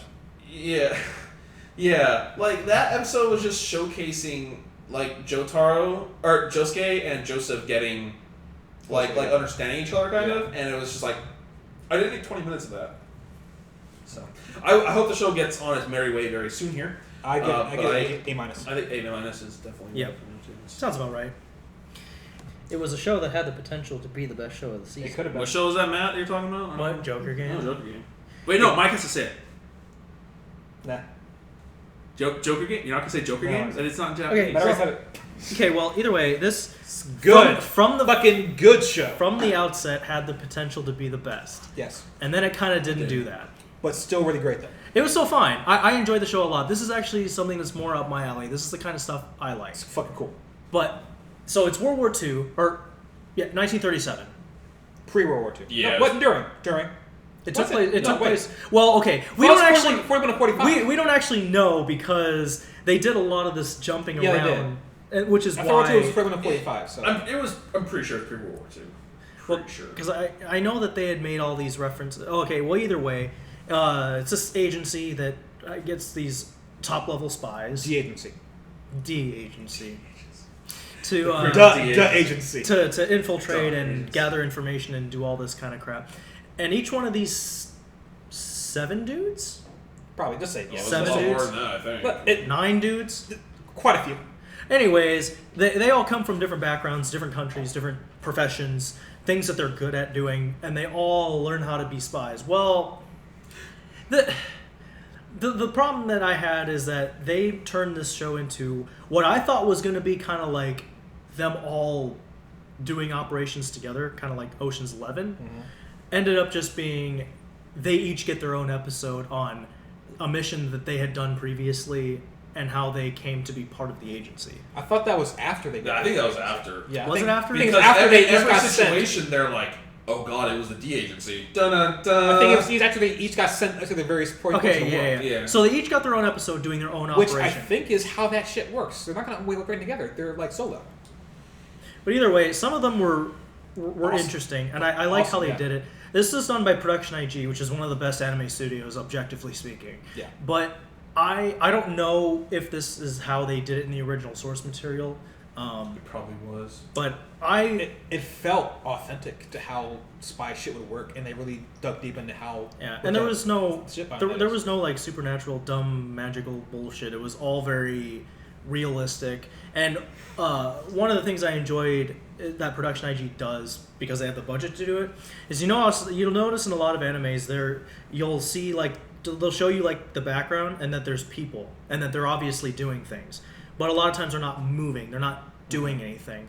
But in this one, like when you saw like the streets of like whatever city they were in, like people were actually like walking back and forth, talking to each other. There was like the cars. Like I really liked how they did that. Production IG does that well, and Kyoto does that really well. And then Shaft deletes everyone that isn't a main character. It's great. I like that shit. But there's no plot, but it kind of doesn't need a plot. Like the self-contained stories of the spy shit is to be compelling of itself. Am I the minority there? So, I thought it was a good show. I'm not saying it wasn't a good show. It's definitely a good show. One of the better ones this season. But I wanted an overarching plot because in the first episode they make this big point about how when he was at the card table and they were, I can't remember exactly what they said, but they were basically describing how the game wasn't what's in front of you, but how, well, the thing how is, people work behind they were the playing scenes. poker, but people around them were giving them hints as to what each other's cards were.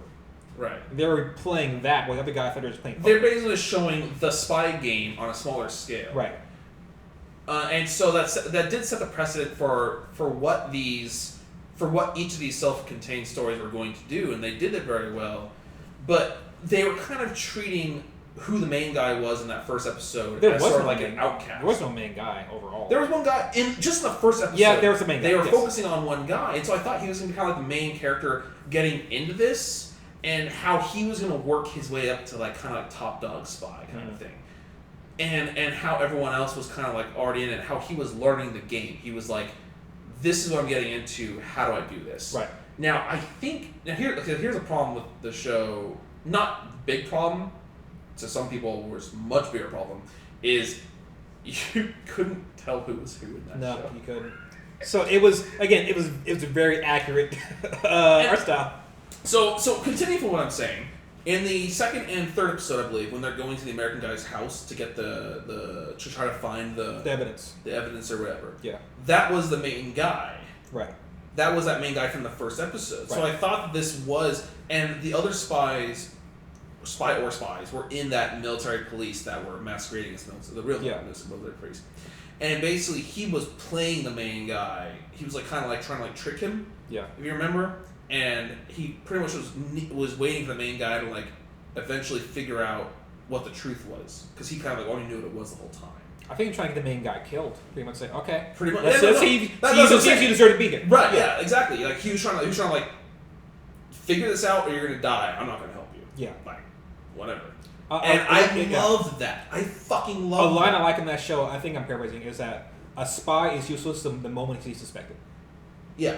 So that was the crux of that whole show, and they stuck to that. And killing yourself is the worst choice you can make. Yeah. Because essentially, you're admitting, if you kill yourself, you're admitting guilt. Yeah. And if you're from a certain country, you're essentially saying that country did it. Yeah. Because of another country. Or so, or if you die.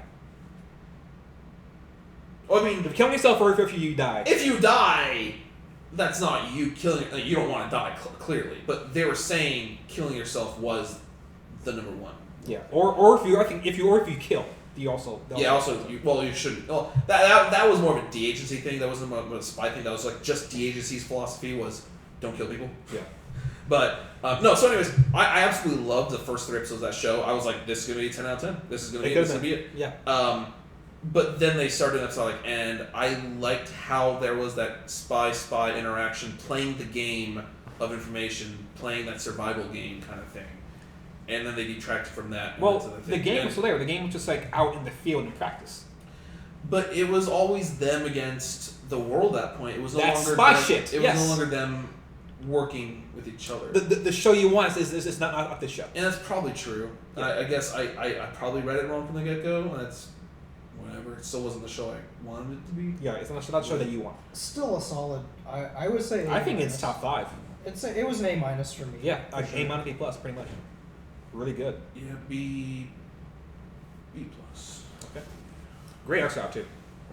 Great what? Art style. Oh yeah. Well, they did the whole like old style like look. And they nail it pretty much. Yeah. So. Joshi Bay too. Oh. All right. So this one's labeled as best opening. I don't know what this one is. Oh wait, yeah, I do. Kidou Senshi Gundam RE0096, aka Gundam Unicorn.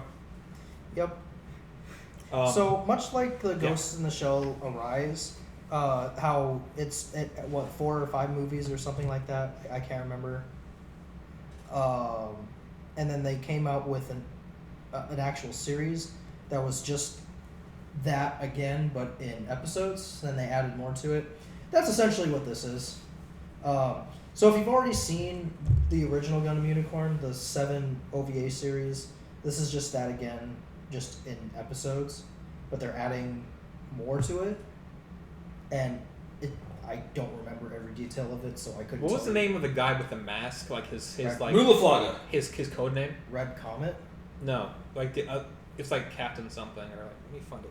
Well, his name is Char. Right, but he had like another name though. The Red Comet. It was something ridiculous. I can't keep laughing. I think it's a porn. It was like Captain Hard-On, some shit like that.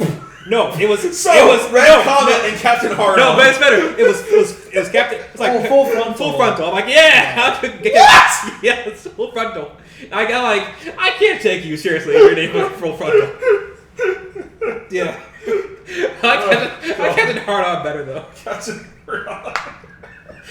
Full frontal. I mean, look, it was good character, but the thing is, like, I figured out this to be about myself in anime is that I don't enjoy politics in my anime. I don't like. I just fall off it. It's because you don't like politics. I like Game of Thrones because it's not about politics. I guess it's been about power. Well, anyways, this particular. Well, setting, that's medieval politics. Yeah, killing each other because you want their spot. But yeah, just like I like this Gundam a lot, but the problem is the politics. I just get bogged down in it. Wasn't Double O the really heavy political one? Like, super heavy one? No? Well, over like... Okay, well, actually, yes. Yes and no. Gundam 00 was, like, different in that, like, you had, like, you know, the world separated into factions and all that kind of shit, and then, like, the main characters were, like, part of, like, their own organization, where they decided to go around and purposely, like, anyone who was, like, trying to mobilize for war... They would purposely go in there and fuck them up, and then make all these countries hate them, so that way they would all unify because they all have a common enemy. So, in a sense, that's maybe, but there was a lot more to it than that. Like, Double O is weird. A lot of people don't like it. That show is so much older than I thought it was. We were actually looking up... I'll tell you later why we were looking up its opening, the Brilliant Green one, Actually Like Snow. Yeah. And I was like, this show's in fucking full screen. How old is this show? It came out in 08. It's not widescreen. Yeah, I know. Fuck, man. That's old. But I find it funny, like, when it comes to Zoid, it was also about politics. The season I like is not about Zoid, it's about sports, it's not about politics. I don't remember enough about that show. All I remember is Liger. Well, either way, I don't Zoids was a discount Gundam, pretty much. Pretty much, yeah. And Gundam's getting a lot more popular now. I don't know how. Because, well... Build fighters. I think it's just because anime's getting more popular now. It's because anime is getting more popular, and people have always liked building the models. They've always liked Gundam models. They look fucking cool. But now they're actually starting to do like these new like electronic things like in Build Fighters where they had like this little device that like stored like all their combat data and shit like that, and like you could like they're gonna start doing stuff like that where you can do like simulated like battles and shit against like other people. So Amiibo Gundams, where you have your Gundam's power saved on an Amiibo. Yeah. It would not surprise me if we start seeing that. Anywho, Unicorn, yeah. The art looks decent. Well, it's the original. It's going back to like the '90s style, like yeah, you can tell by the hair. Yeah, it's the old '90s style Gundam. like maybe late 80s, early 90s. But I mean, I've already seen like the Unicorn OVAs, and this is just that again. I'm just looking for differences, like things I don't remember. But yeah, it's probably one of the best Gundams. It's certainly better than Iron Blooded Orphans. It seemed like a show I need to get a dub of so I can listen to it as I'm doing other stuff. You know, I think they will too, because I don't actually know if the OVAs have been dubbed or not, but who knows?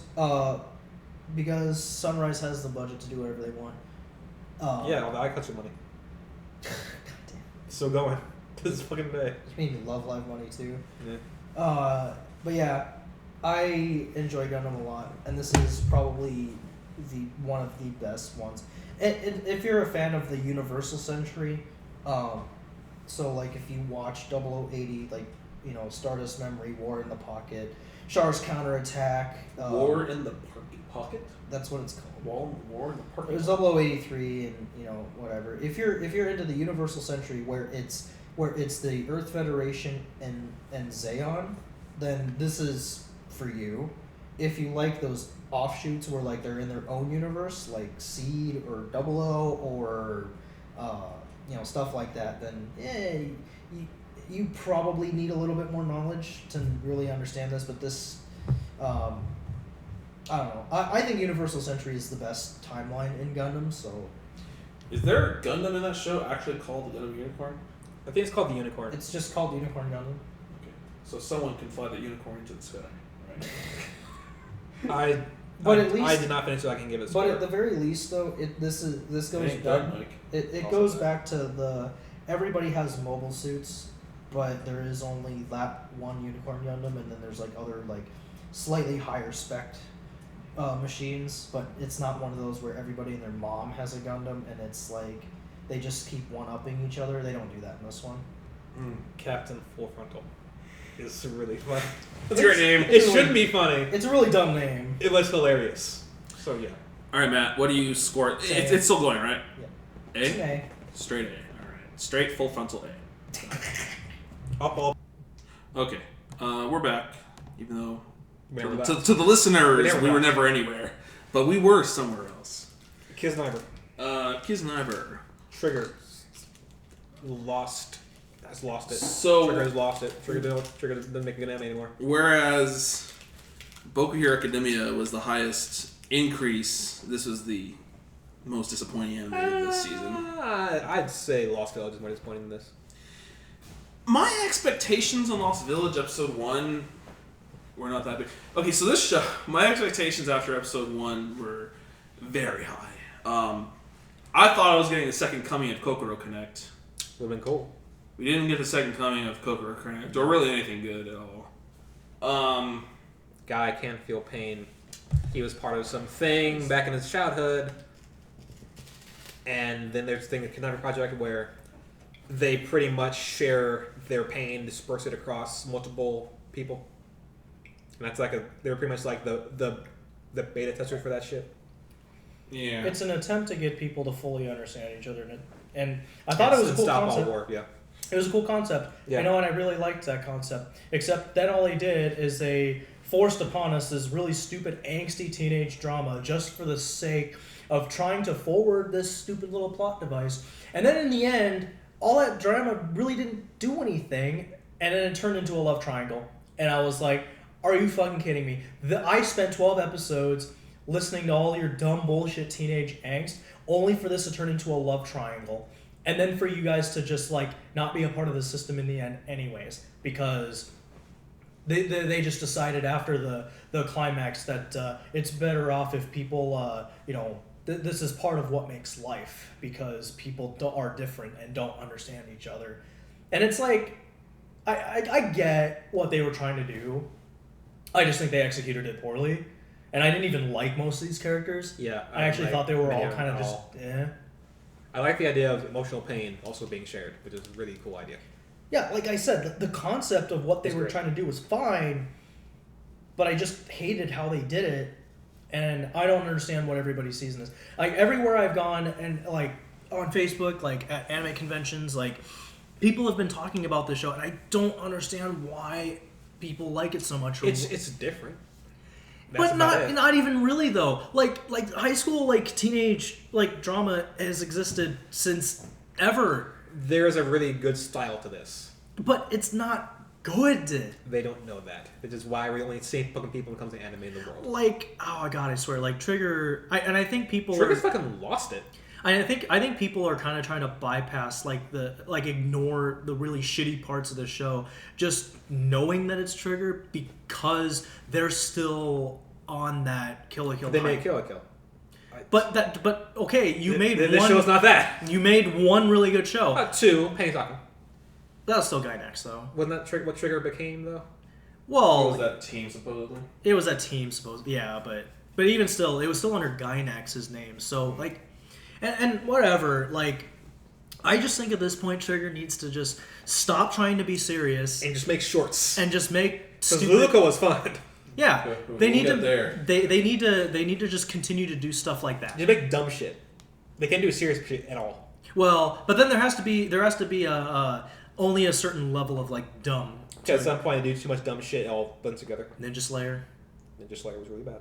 Yep. So, the last time they tried doing something serious, it flopped horribly, and it was a dumb show, and that was Ino Battle. Yeah. Oh. Right. I'm sorry for you Trigger fans out there. Like, just you need to look at things objectively and think, okay, yeah, Kill la Kill was good, but that doesn't mean everything else they do. There's a great show hiding underneath Kiznaiver somewhere, but it's bogged down by poor. The characters are depressing to a fault, to the point where like I don't want to hang with any of you people in real life. Even after the main character got his shit back, like he still was a stupid character. There's a thing for character being real, but sometimes the being real means like, oh, I don't want to. If you're real, I wouldn't want to talk to you at all because you just seem like you're just not fun to be around. And that's kind of like all of them, more or less. The only character that I actually like liked in this entire thing was Nico. Nico was too fucking on drugs for me to like her. She was funny. He was the only character. At times, she was funny. Yeah. She was the only character I liked because this guy just sucks. I don't know why he's even there. Which guy? Masochist guy. Oh yeah. He had no place in that show. He was pointless. Then you have Tenga, who's basically if you think a delinquent Yosuke from Persona 4. But more competent. Basically him. Yeah. So, okay, I was looking for this quote. So this show pissed me off a lot. And a lot of times when I watch anime that should be really good and disappoints me at such a great level, I just get the urge to like write about it, but never put it anywhere. What happened is I was like brainstorming things to say and how I was going to word it. And then one guy summed it up in a quote that I found somewhere in an article. Oh, wow. That just summed it all up better than anything I was going to say. Which is? And it's... I get the growing feeling that whoever is directing this really wanted to direct a Monogatari episode, but never got the chance, so went, fuck it, I'll make my own show. I think stop there. Yeah, let's let that hang. I give this show a C-. God, like I did not look for. I found it a chore. It was a chore to watch. It became a chore. I wouldn't I'll give it D+. I got angry. It was bad. I mean, if Anime Anonymous ever listens to this, I know Verlander likes this show, and we've already established we are the only ones in the world. Guys, no. So since you brought that up, PCC next year. There's gonna be two things that I kind of want to try. The first one's gonna be like a meet the panelists thing. And it's gonna be early on, and I'm gonna try to have like all like the big groups come and introduce themselves or whatever. Okay. That'll be like early on Thursday, whatever, like introduction thing. And then the other one I want it to be like the panelist wars, where we all go as our panelists, and just talk about why the ideas that a group has had collectively as a whole are bad from the past. So you just want to have like start shit, okay? Just start shit. Oh my god. But it'd be fascinating. I would rip into Time Squad B. I would rip into them. They're the ones that I schooled No, I met them in line once. They were pure fuckers. They're the ones that when they tried to do the Vocaloid art. Well, yeah, they didn't know as much as you did. I schooled them. It was funny. Anyways, that's Kiznaiver, to me, the biggest disappointment of the season. Trigger, I don't know what they're doing anymore. They're making Hero Academia. What the fucking show is? Luca? No, the other show they're making the season of. That was the OVA that they made that one time. Twice. Little Witch Academia. Oh, Little Witch Academia. Oh, yeah. Which that is could be good. That looks good, yeah. But I mean, the movies were good. But I don't trust them anymore. They made a good show in 2 years. Well, no. Well, the thing is... Little Witch Academia is good. Kill la Kill, the Little Witch Academia movies, and Luluko have all been good. Yeah. So, they're still there somewhere. Actually, even to a degree, I enjoyed Inferno Cop. Ninja Slayer, no. But Inferno Cop I thought was entertaining at times. I don't trust anyone. But yeah, I mean, they made the abortion that was frickin' Nichijou okay. They made a good show in 2 years. That's unscalable. Luco, sure, is like a little pet thing. I don't know, like a full show. Well, we'll get to that in a bit. So let's end that here. So I'm gonna be the one that everyone's gonna hate on right now. And you guys want to know something that's better than Attack on Titan? That's done by the same studio. What? Wow. It's called Koutetsujou. I'm sorry, what? No, Kabaneri. You're saying Kabaneri is better than Attack on Titan? Yes. No. So here's the thing, Matt. Up until episode 11, nowhere close. I agree with Attack on Titan. I agree. Never was there a point where it's better than Attack on Titan. The first episodes are better than Attack on Titan. I disagree with that. Here's the problem. I'll get straight to my big negative thing about the show right from the get-go. When he fucking took that goddamn potion black plasma and turned into like Super Kabaneri to take down Mune, I was like, no, don't do this to me. Don't do this to me, show. Don't fuck. The guy's like, it'll give you a brief surge of power. It'll last a few seconds. He's like, fuck it. And I was like, oh, okay, so he's gonna fucking kill himself with this shit. Sure, whatever, it's not gonna work. But I was like, I thought he was like, take it with him, go to the city, and like inject it or whatever. He fucking does it right there on the spot. Then goes all the way to the city, manages to wipe out everything, then starts, turning or whatever, but then fucking cops out. That ending took away the 10 for me. The ending took it away. Well, it was a 9 for me in the end. Wait, you mean how he didn't go like super like monster? No, how he didn't turn into a Kabaneri. Because they're like, you're gonna get very powerful, and then you're gonna lose yourself, and you're gonna turn. Yeah, well, and because that he gave the white one to her to turn her back. Right. Okay. And well, then the guy he killed had the other one. Right. You saw that. But the thing is, my problem is he lasted way too long, and that was so fucking tropey. It bugged the shit out of me. He's like, I got the superpower potion. It's gonna last like just a few seconds, more like a few hours. Well, I don't think it was that long, but there was no point in which they showed their Attack on Titan. I don't know how you guys can even entertain that idea. I thought it was a better show for the first episodes. Better main character, better badass girl, better setting. Zombies are better than giant silly titans. I disagree with that. Yeah. The only thing I liked more about Attack on Titan was the whole like air gear thing. That was a lot cooler. Titans feel threatening. The zombies were just like Left 4 Dead zombies. I liked it more. Okay, I disagree. Because it was like... I like the idea of like the fucking fortress, like the fucking train warriors. That's a cool idea. It was like, they could go from city to city. There wasn't just like the one big 3-tiered city that they had in Attack on Titan. That had like the multiple outposts.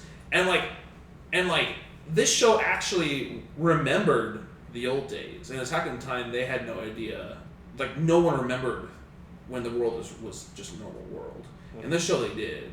The whole Kabaneri thing wasn't that far out. I also like how they're... The art style, I loved it. It had that old feeling, but it was like a modern new. Like, they somehow made an old art style look new, and I was like, it felt kind of like more like a filter that did that. He was really good. I liked it. At times it looked like it was CG. No, well, at times it looked like to me. I mean, maybe. I mean, the trains probably were, but I mean the art. I mean the people. I liked everything that was going on a lot more. I like the characters in Titan a little bit more than some of the characters in this show. This show's good characters. The thing though is like the big thing for me on the show is that I liked all the characters of this show more than the characters in Titan. Well, the main three. The guy died, but like guy girl was a lot better than Misaka, Eren, and Well, shit. I even liked the pink haired engineer, the one that had that ripped back. like yeah. yeah. I thought that character was. She's good. She didn't have much fucking screen time. Like, it's just the characters in Attack on Titan are just aside from the ones that are important, they kind of shove. That's all I care about. They shove the rest to the side, but like Yeah. somehow people still remember all of them, and I just go like when people mention like Emir and Krista, I'm like, who? Thing is, Attack on Titan, I think the other way because it's like I think the side characters are more enjoyable than like the main. Well, okay, it depends who you define as a main character in Attack on Titan. If the main characters to you are just Eren, bitch blonde guy who I guess will be his girl, and Misaka, like the side characters are everyone else. I mean, I love like the scientist chick. Yeah. And there's Potato Girl. Oh, Hanji. And then there's like the general Pixis, right? Yeah. And like great side characters, better than the regular characters in my opinion. But I didn't care for anywho, at all in Kabaneri. Koutetsujou, Kabaneri, I was having an absolute blast that show, and then they ruined the ending. It's really good. It's a really well done show with a really good intensity to its scenes. They're really well animated and well done. Story wise, I thought there was next to none. So like, oh, we're just going from place to place, hoping they get fucked up in the process. I don't know. Like there was no like where these fuckers come from. Can't we get rid of all of them? It's like, oh fuck, whatever. This is all fucked up. We just keep going. They want to get rid of all of them. It's they just don't have any uphill battle. Yeah. But no, this show up until episode 11 was my favorite show of the season, and then it dropped down to my third favorite show of the season. So good though. But Attack Titan, from where it left off now, is among the best anime ever. And Kabaneri is really good.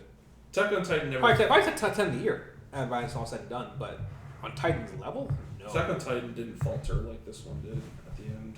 That bugged me just so much, and I was like, don't fucking potion yourself. I give this show an A-. Don't give you. I give it a straight A. About a straight A. Yep. My tab's gonna die. Wow. All right, Mike. This is a Japanese name. Kuma Miko. Everyone pause this podcast if you're listening to it, and if you have access to YouTube or Funimation or a video site, go watch the Kuma Miko ending. Theme or show? The ending theme. Okay. Anything. So, this is a really good show. I actually really liked it. It's about a Miko girl who lives out in the boonies, middle of nowhere, and she wants to go to high school in the city, in like Tokyo. Okay. And she's got this talking bear. Oh no. Friend, and the world doesn't know, but the Kumade village is where they're from, like where they're in, and their secret is that they have this like bloodline of talking bears. It's not really that big of a plot point because it's just a thing. It's like the bear talks. But does he have a top hat and a green tie? Nobody wears stuff randomly sometimes. I don't know what the fuck. What's his face? Yogi the bear. Yeah. Oh, God dang it. But yeah, so basically it's a talking bear, and he says you're not gonna make it in the city. He's like, hey, boo boo. Hey, you're not gonna make it in the city then. Yeah, exactly. Just like that. Oh, God. Japanese Yogi.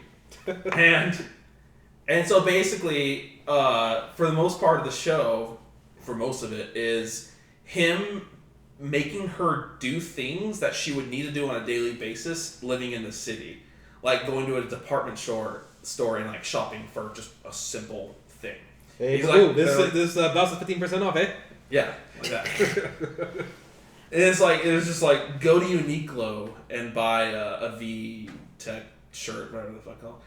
And just the shit that she gets into attempting all these things is probably my favorite slice of life. Well, sorry, no, that's not slice of life. It's like, what is it, slice of life?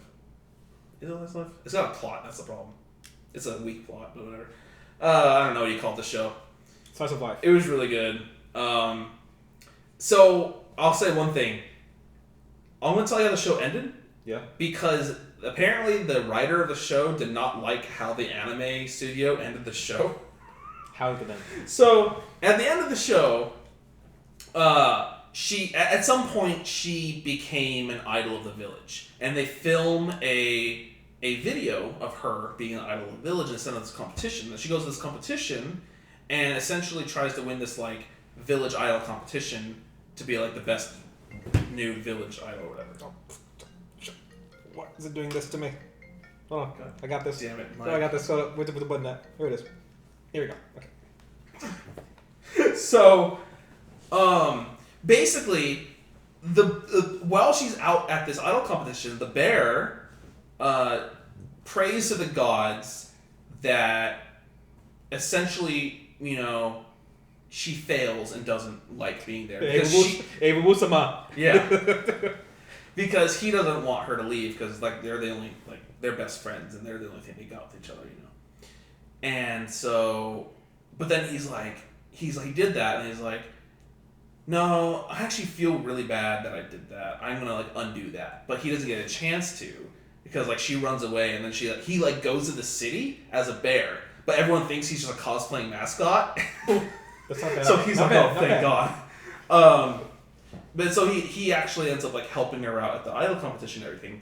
But the mountain gods make it look like everyone's cheering for her, but from her viewpoint, everyone's throwing rocks at her and making fun of her. So she's getting like fucking like emotionally scarred that like everyone is like booing her off the stage and throwing rocks at her and shit. And so she just like runs off crying back to the village. And so, but he has it all recorded on his iPad. So they're back in the village in the last episode. And she's like, everyone hated me, I'm not going to school she's like, everyone hated me, blah, blah, blah, blah, blah. But he thought she still wants to go to Tokyo for school. And he's like, well, you know what, I feel really bad. Let me show you this video of what they were really doing. They were actually cheering you on. And like, he's about to show her, and she's like, I don't want to go to school in Tokyo anymore, it sucks. And he's like, turn it off. Whoop. Yeah! Stay here with me forever. Wait, is that really how it ended? And that's how it ended. She's like, I'm just going to stay in the village forever with you. Oh my god. And apparently the manga artist did not like that ending because I think he wanted the other way at the ending. That's so dumb. It was really funny. And I was like, wow. That's kind of creepy. This bear doesn't want to let go of this little girl. What would you give that show? Just one more thing. Her facial expressions were the best of the season. I give that show a B+. I really liked it. Wow. I really liked it. Well, not something I would bother watching, so. There was this one part where they're trying to talk about the myth of the village. And basically it's like, the myth is the bear like puts his seed in the Miko of every generation. And this little girl's like, what? Get the bear away from her now! Now the bear's gonna molest her now! Get it away! It's like she's like, no, it's just a myth. It's just a myth. It's like the middle of the night. He's sleeping, and you like see that bear like, hey boo boo. Hey, boo boo. Oh no. It was a really well done show. I liked it a lot. All right. Oh god. All right. God damn it. Whatever. Let's talk about another studio that's fallen from grace. PA Works. This is one hiccup. PA Works. What is it? 20th anniversary show, I think. Right? Yeah. And it 10th sucks. anniversary. And it sucks. Kuromukuro, the Black Relic. And it sucks. I'm enjoying it somewhat. It's a mecha, but they fight like samurai, and I appreciate that a lot. It's a guy from the past who like was like stayed in the mecha. Oh, but so he was in this like cryogenic cube thing, and then something happened, and he got awakened, and his mecha was like, yo, my dude's awakened. We gotta fight the invaders. These invaders come. We don't really know 100% what's going on still. Like, we know that we think that the guy might be, like, has lost his memories and used to be a bad guy. You're 15 episodes in, you're not sure? Well, this is part of the big overarching plot. Okay. Because they're trying to figure out, did he used to be with them? Because they're trying to make it sound like he used to be on their side. Okay. But the big thing is, like, back in his day, his whole clan was wiped out by bad guys. And again, we don't know if maybe he was a part of them before that happened, because he doesn't remember being in the bad guys, quote unquote, team back then. But, like, the princess he had sworn, like, fealty to was killed. His whole clan was killed. So basically, he's on this vengeance path to kill all the what he calls demons, which are the mechas of the other faction. Which you find out are just being piloted by other dudes. Right. As soon as I found that out, and I found out it was 24 episodes, I turned it off and went, nope. Well, I mean, what mechas are always piloted by dudes? Well, that's what a mecha is. Yeah. They're always piloted by dudes in Gurren Lagann. Sometimes they were animals. True. Dude animals. That and them spending any amount of time trying to get him to adapt to modern society, I thought was stupid. I like it. Let's play fucking Phil Collins the entire time. Yeah. Strangers Like Me. God. Yeah.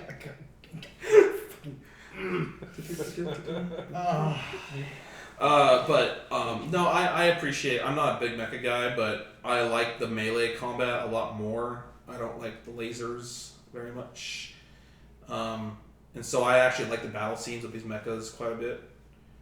And it's not like an army of mechas. It's just him and the few that are coming down to try and get it back. Because I guess they're trying to retrieve the Black Relic, the main dude's mecha, and it's not working out for them yet.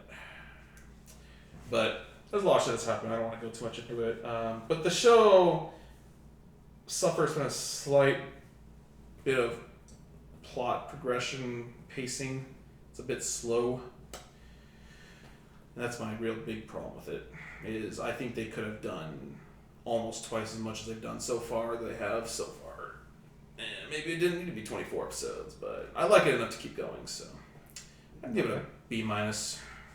It ain't no Shirobako. It ain't no Shirobako. Definitely not Shirobako. And it ain't no Angel Beats. Definitely. It ain't even Bikini Flame. I don't like Bikini Flame at all. That's not even PA Works. Was it? That's Kyoto. Kyoto. Well, I gave it all the time. Alright. Okay. Let's talk about another disappointment.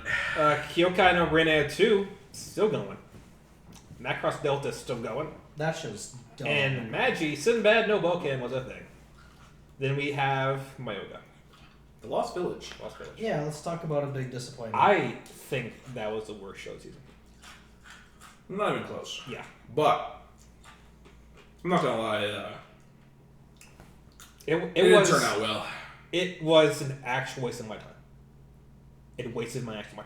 So I loved the first episode. All these people who essentially had some huge problem with their life that they wanted to run away from all got on this bus that was going to take them to a hidden village where they could restart their lives. Like, can they find it again? Because they lost it, right? Before, right?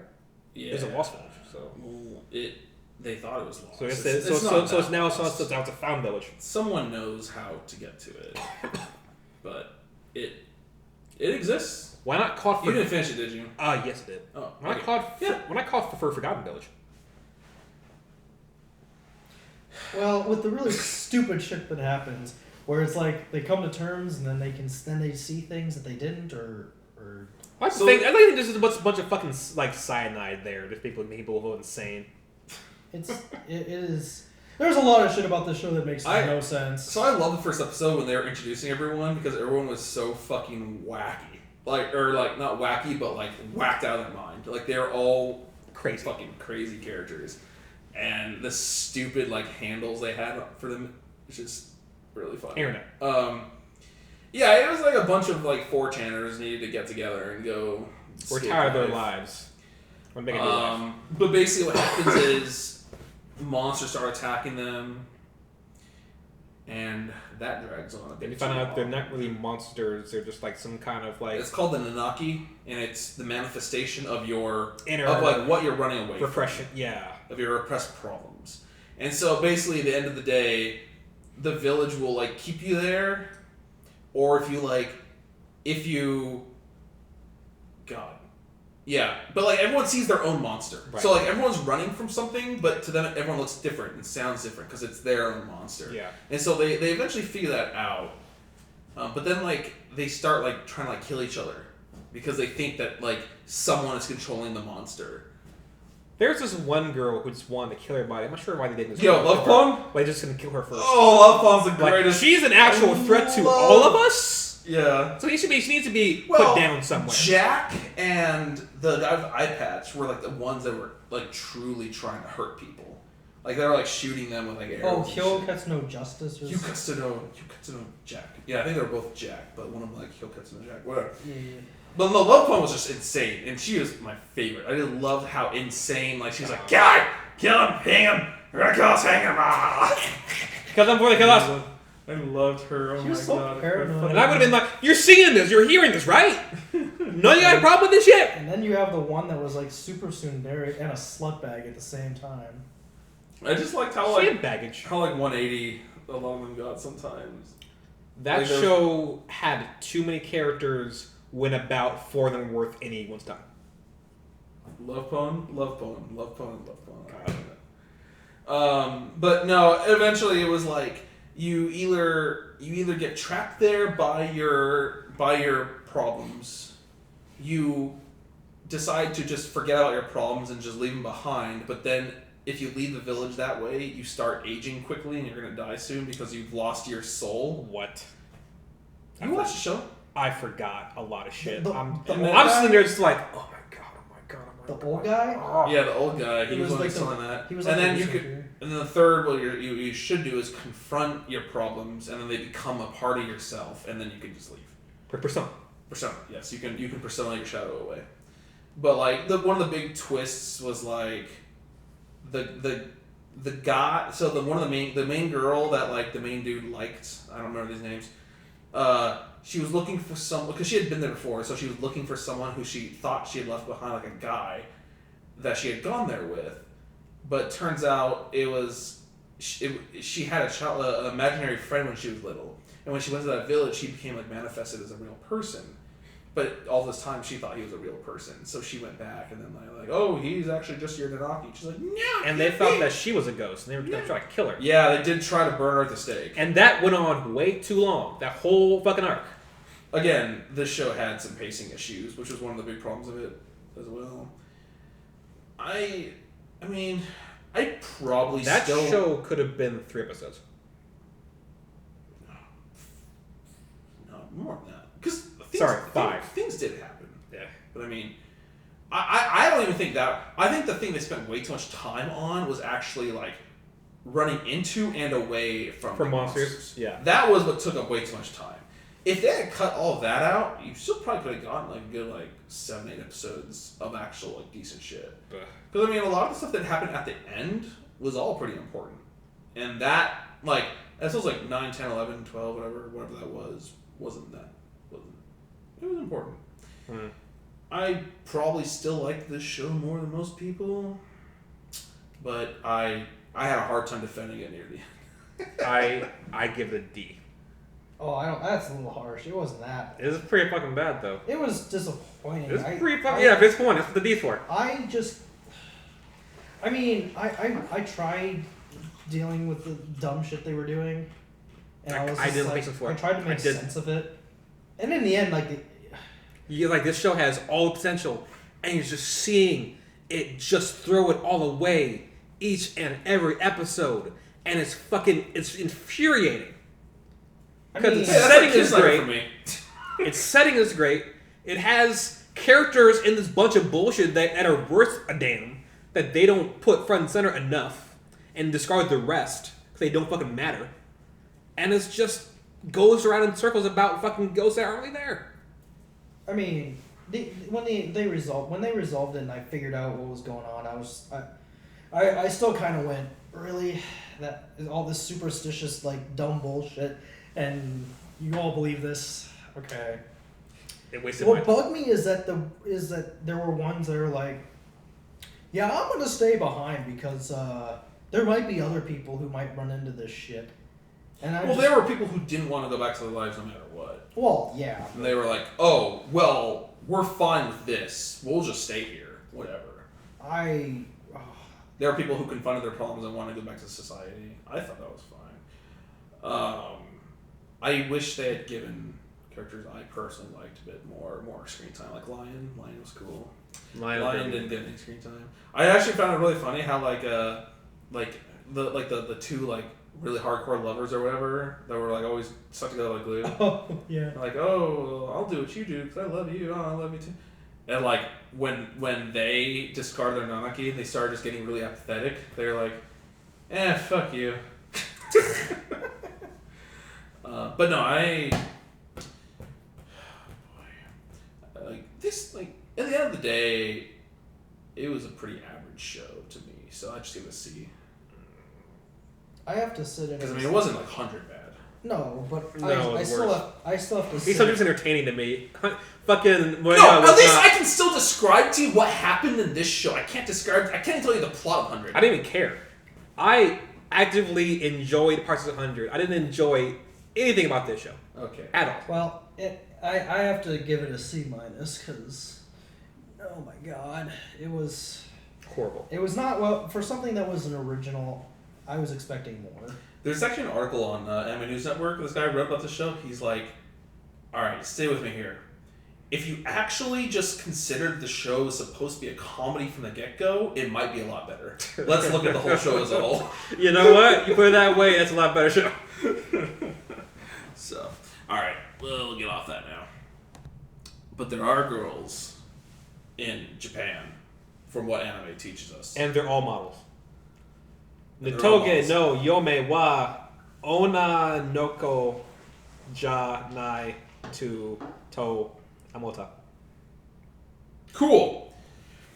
They girls on the internet. So a guy So playing some MMO, poverty ass fucking MMO, by the way. Oh, Looks it like looked- garbage. That looked like fucking like RO levels. Of Yeah, garbage. it was old And stuff. he met this girl on there, and he was like liking this girl, and she's like, oh, I'm a guy, by the way.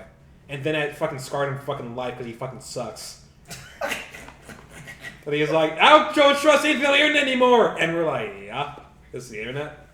So he was partying with two guys and a girl. The girl was a healer. Yeah. And the girl was all up on him all the time. Yeah. But because he was like, there's no girls on the internet, oh, it's just a dude. Right. What? And so... This guy wants to get counseling. So... I'm ready to do something later. She confesses to him in the game, right? Yeah. And they got married in the game. And then... Well, they got married How in the did they game. find her in the school? She found him in the school? It was the first episode. They bumped into each other. He didn't know who she was, but then they want to set up like an out of game meeting. Meet each other in person. But he had already met her before that. No, he bumped into her. He bumped into her. Okay, so the first time you saw her was the meetup then. When he met her, yes. Okay. He's like, I was gonna be a guy. I bet you're gonna be. I really like this. this. I really like the beginning of that show. I thought that was funny, like the meetup thing. Yeah. And he's like, "Oh, you're actually a girl," and the other two guys were girls. So I was partying with three girls this whole time. We all go to my school. I actually laughed quite a bit of this show, like at the beginning. Yeah. Because the MMO jokes are really like fresh to me at the beginning of the show, and then eventually they kind of like ran it too much. But like the girl, the student council president / extremely rich girl just fucking bought all the premium items. Yeah. Did you watch that? And so, but she was like a guy, and so she was just like, look at all my premium gotcha shit. The thing is, for a show like this, is that when the MMO becomes a vehicle for character progression, it's great. When it becomes about the MMO, it becomes a bad anime, straight up. Mm-hmm. So, like, the anime does all the MMO shit, did not care whatsoever. I thought that they established their relationship from the get-go, and then they just tried to like troubleshoot it the entire time, and just didn't get anything done. And I was just like, I liked him like trying to deal with the fact that she was so crazy, fucking like she was her MMO self in the real world, right? But the problem is like he just accepted that, and they just troubleshooted after that for the rest of the show, and I was like, oh, I only really liked like the first 3 episodes of the show. Yeah. Because it didn't progress at that point. It was like her thinking they're married in real life, him liking her, not just going along with it saying, okay, we're together, whatever. But saying, no, we need to be boyfriend and girlfriend. And him say, she's like, no, we're fucking married, fuck you. And they made that joke like a good 3 times in the show where she's like, I won't be your girlfriend because that's like a demotion. We're already married. No, it's an episode where it's like he asks her out and he's like, will you be my girlfriend? He's like, no. Credits, end credit theme. She's like all bummed out, and they call her like, "Oh no, fucking because you're married. If I go like girlfriend, that's fucking demotion. Fuck that." And that goes around and around and around. She goes basically. It's just. It's that. See, that character was obnoxious. And then how they handled her was obnoxious. She was fine. Either way. A little bit either way. The first half of the show was funny. The second half, I was just kind of. I was enjoying it. The problem is it didn't change. What was the episode when they went to the? It was like the hot springs with like a land center in it or something. What was that episode? You remember that? Yeah. Where they had like the whole like the password was his password was stolen. Yeah. That whole thing. That arc. Oh, that was when they went to that resort or that hotel or something. Yeah. And they were like, "Hey," he was like, "Hey, you wanna get together in my room in the game?" And I'm like, "What are we doing in this anime?" And I think that you guys are like a floor away. What the fuck are you doing? That arc forward is where the show really fell off for me. Before that, it was still keeping decently fresh, but it was. By the end of the show, he did at one point call her his wife. So I'm like, oh, we're past this now. Turns out, no, we're not past it. They're still fucking. I think the one funny part I actually laughed at near the end of that show was when I think it was the last or second last episode where they're trying to kill the rich girl in the guild battle or whatever. Oh, and she's just spamming the potions, and they're like, "You were spamming. You just sell seeds. The full heal item, yeah. It's not like real money, yeah. Didn't you blow through like 3,000 of those? Yeah." Fuck. She's just like fucking spamming real money items to like stay alive, and I thought that was funny. And the better part is that the guy thought was actually a guy. Was actually a girl who was his teacher. Yeah. But she didn't I didn't want anybody to know that I'm doing this, so I just said I'm a guy, make it a lot easier. Yeah. And like she has like a fucking cult that follows her. I did appreciate that they used they called it RMT, which is a real thing. And that I kind of appreciated, but my favorite character was definitely the rich girl. I just loved how she constantly bragged about her premium items. Yeah. It had fun moments. I mean, there's a point where like he went to go visit her, and she was like, "Oh no, wait, I'm changing," and they walks in and changing. She's like, "Oh, I'm not ready yet," and they just walk back in. Oh, she's naked, just sitting there like, "Take care of me," and she's like, "What you do?" It's look, at some point, it's anime. That was that early on, or that was later? That was after the. It doesn't matter. Really. Oh, right. It doesn't matter. It's a fun show up to a point. It's like I don't regret watching it. No, it was a fun time, but it was it wasn't the greatest. I'd probably give it a C+. B-. Somewhere in between. Oh yeah, there was also like the friend, like the blonde-haired chick that he liked at the beginning of the show. Yeah. Remember her? And she was there, but like her like normie friend. Her big hair friend. Yeah. Yeah, and she tried to get in the game, and he's like, "This person doesn't know how to type." I liked how Yandere fucking she would the white girl would get when she was like talking to the girls. Yeah. I was super. No, that's right. No, she was like, I'm gonna go murder her or something after school. And this was still early on in the show. And she takes the replica staff. It was good moments. Good moments. I liked how the show started. I really. Yeah, I didn't end that with them. Either way, all right. Okay. So prepare our third season. It's still going on. Why? People like that back at the anime. It's still going on. I guess. People also like Ray Zero Kara Hajimeru Isekai Seikatsu. Thank you. Starting This is from White Fox once again. Now, what did White Fox do before this? I know they had a show before. It wasn't Oh, German. wait, no, it was fucking Orders of Rabbit, I think. Yeah, you're right. It was what I thought. Yeah, okay. Boy, they went from fucking German Gun to that. Well, they had to do their slice left at some point, I guess. Well, the Order of Rabbit wasn't that bad. It was pretty good. I don't care So for the that- show that much. I know you don't. But then again, you only thought Konosuba was okay. And Yeah. You thought and you didn't like Steins Gate. Because it took so long to get going, to get good. So I mean, the show's kind of like those two things put together almost. that's why the show's been great. So this guy, on the way home from a convenience store, I guess, because he had like a plastic bag of food in it, which is kind of a plot point in the first arc. Yeah. He just gets like dropped into this other world, and he meets. I really hope they touch on this. I think they're going to, but he meets Amelia, whatever. White-haired half-elf, but she calls herself the witch's name. Yeah. And then he gets shanked by some gangsters, but then he comes back. He starts back where he came in the world. He's like, I died, but I'm back. He meets her again, calls her the witch's name. She's like, how dare you call me the witch's name? She's like, my name's like Amelia. That was funny. Oh. Okay. But basically, yeah, the main guy, Natsuki Subaru, finds out that every time he dies, he comes back to life at essentially like a save point.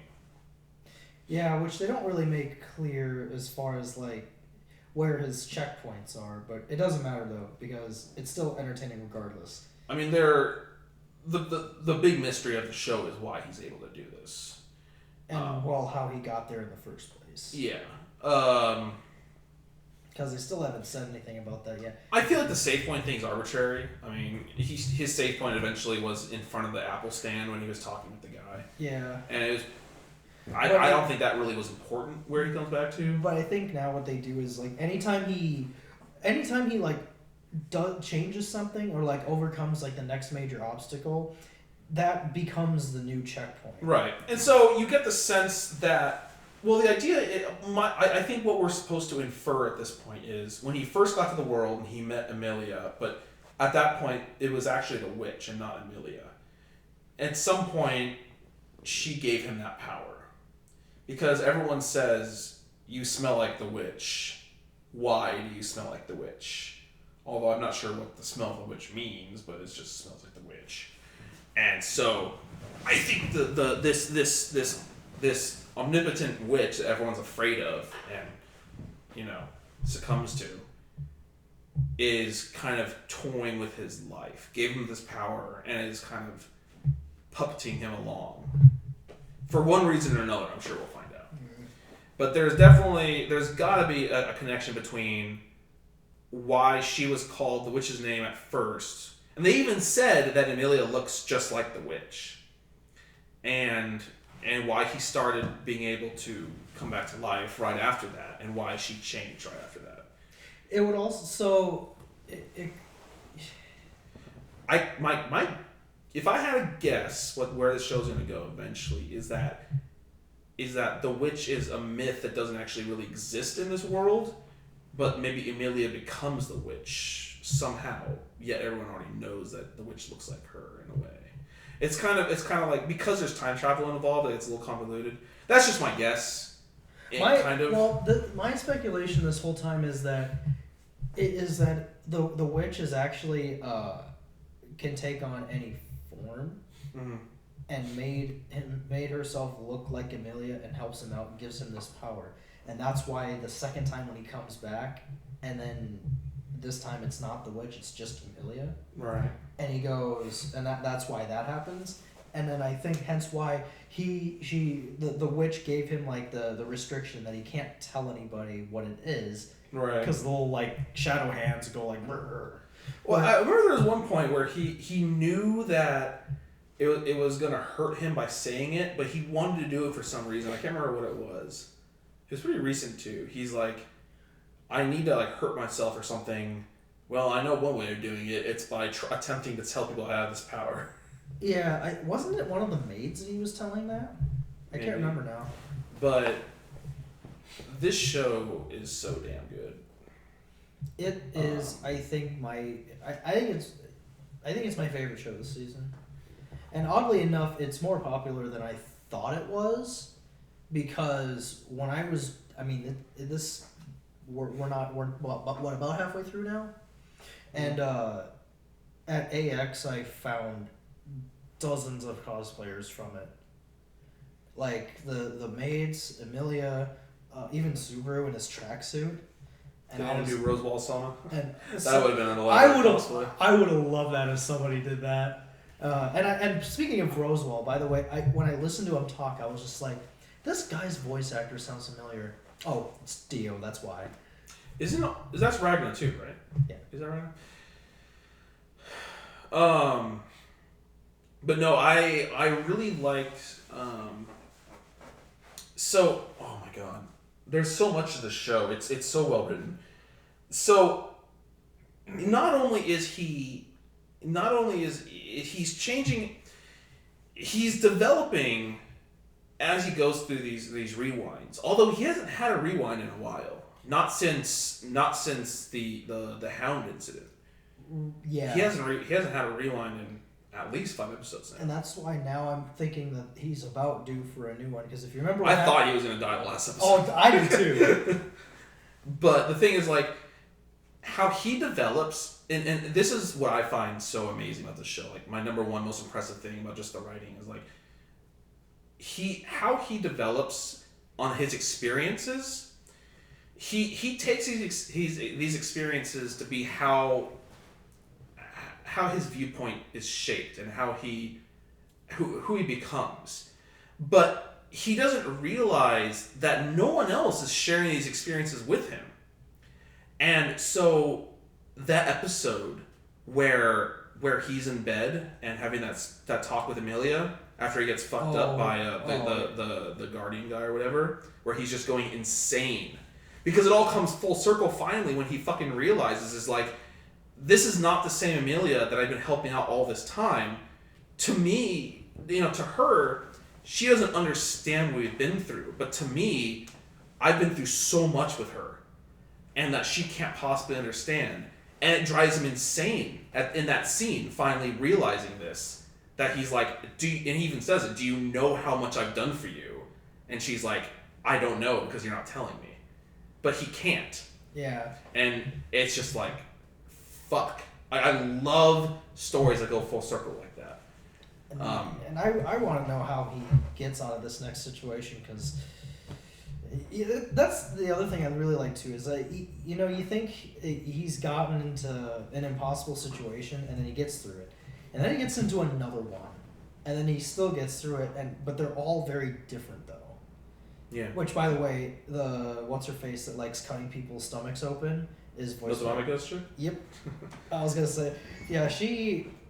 Because if you remember, they never actually, they survived. But right. They didn't actually, beat her. They didn't, right. They didn't kill her. So I'm kind of wondering if at some point she's going to come back for some reason. I hope so. If Liz Bombay wants to come back in that show and JoJo's, I'd be very happy to see both characters. But no, I think the show has great action scenes when it has them. Great characters, great development, great writing, great everything. Every time I see the stupid red-haired knight, I just want him to I want him to project using magic or some shit, this big gigantic shield, just say get punished. What? Because his name is Reinhardt. Oh God, it is. Yeah, I forgot about that. I just want him to at some point just put out a magic shield barrier from him, just be stand behind me. Oh Lord. I will laugh so hard. But yeah, I actually do like all the characters. Priscilla, best girl. But yeah, the thief chick though, coming in as one of the candidates, that threw me for a loop. I was like, what? Yeah. It's this thief living in the slums that's just been basically being Aladdin. I was just, and then what? So okay, we'll see where that goes. But yeah, so now I guess they're still holding the elections because they haven't decided on a winner. Well, there's so much dissent. They're like, well, we don't want the witch incarnate to be it. We don't want a slum bitch to be it. This bitch thinks she literally owns the world already. So then there's the lolly one that's like so casually saying like I'm better than all of you. Yeah. But no, I love it. I think. Boy, yeah. Actually no. I think as it is right now, all 13 episodes, all in all, I think I actually do like this show more than Kabaneri, just because. Oh, I do too. Just because Kabaneri fucked itself in the fucking foot at the end. Which I'm not How do gonna you forgive. do that? It did. It fucked itself in the foot. Yeah, Right there in the foot. Like it's like you were trying to combine I mean, saying look, it fucked itself and Just shot because itself. you don't like it doesn't mean it doesn't like it. True. People might like the foot. People like feet. Anywho, yeah. I give it a straight A. Yeah. It's since it's not finished yet, I can't really determine like. Well, at this point. Oh, at this point, yeah.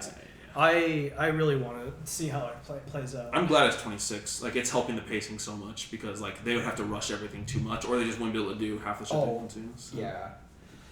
All right. So, All right. Can anyone guess what show Matt didn't watch this season? I mean, it was a lot, but I one got show the that I stars. think most people watched that he didn't watch. I still Mike? I still like Assassination. Oh, I thought so. Yeah. Do you have a second guess?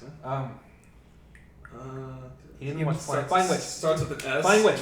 Well, okay. You might not have heard of it. You might not have heard of him. Okay, it's Sakamoto Disco. I like this show a lot. A lot. A lot of people do. So, I enjoyed it. Sakamoto is like the love child of Bayonetta. He is. He's Bayonetta cross, like, Dante or something. I don't know.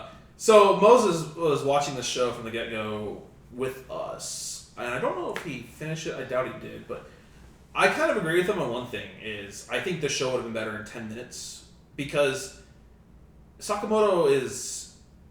The show is redoing the same formula Yes. to the whole thing. That people trying to think they can fuck with him. Turns out they're getting fucked with. He Sakamoto like knows better. outwits and like fucking like somehow like sometimes with actually almost every time like superhuman superpower It's ways. fantastic. But like they don't like hint that it's superpowers at all. He's just a normal guy. There's he an he episode. outstylishes them. There's an episode where they were in like the video store and they're trying to get into the adult section, but not because they see them. So the guy he walks around one of the shelves to create like this vortex to make the fucking the curtain move. So when he did that, he let the curtain move and then slipped in before the curtain came back down, and then came out doing a dance with a fan dance of fucking adult DVDs. It was fucking incredible. Yeah. And then I liked how he drew the watch, like the fancy watch on him, so that he could seem really pretentious and like you're wasting my time to like not make him card him or whatever. Yeah. So he has like this golden painted watch on his thing, and like On the his guy's wrist. like, "Yo, it's a nice watch." He asked me to don't. But no, sometimes a comedy was really on point and I enjoyed it. Sometimes I was kind of bored at whatever the arc. Like it was like every half was like a different thing. Yeah. So every episode essentially had like 2 minute episodes in it. And I kind of agree with Moses that I wish the show was just 10 minutes long each week because I feel like if they had just picked the cream of the crop and done that once every week, that would have been better use. Because sometimes I just like literally I was like, I'm on my phone now. I like the arc where like they had like the gangster guy in the school with all those guys, and he had Sakamoto and it's like his service. Sakamoto served him so well that he got fucking scared by Sakamoto. Yeah. And he couldn't deal with him anymore. Yeah. Go get me the juice. And he brought back like all the juices in the entire school.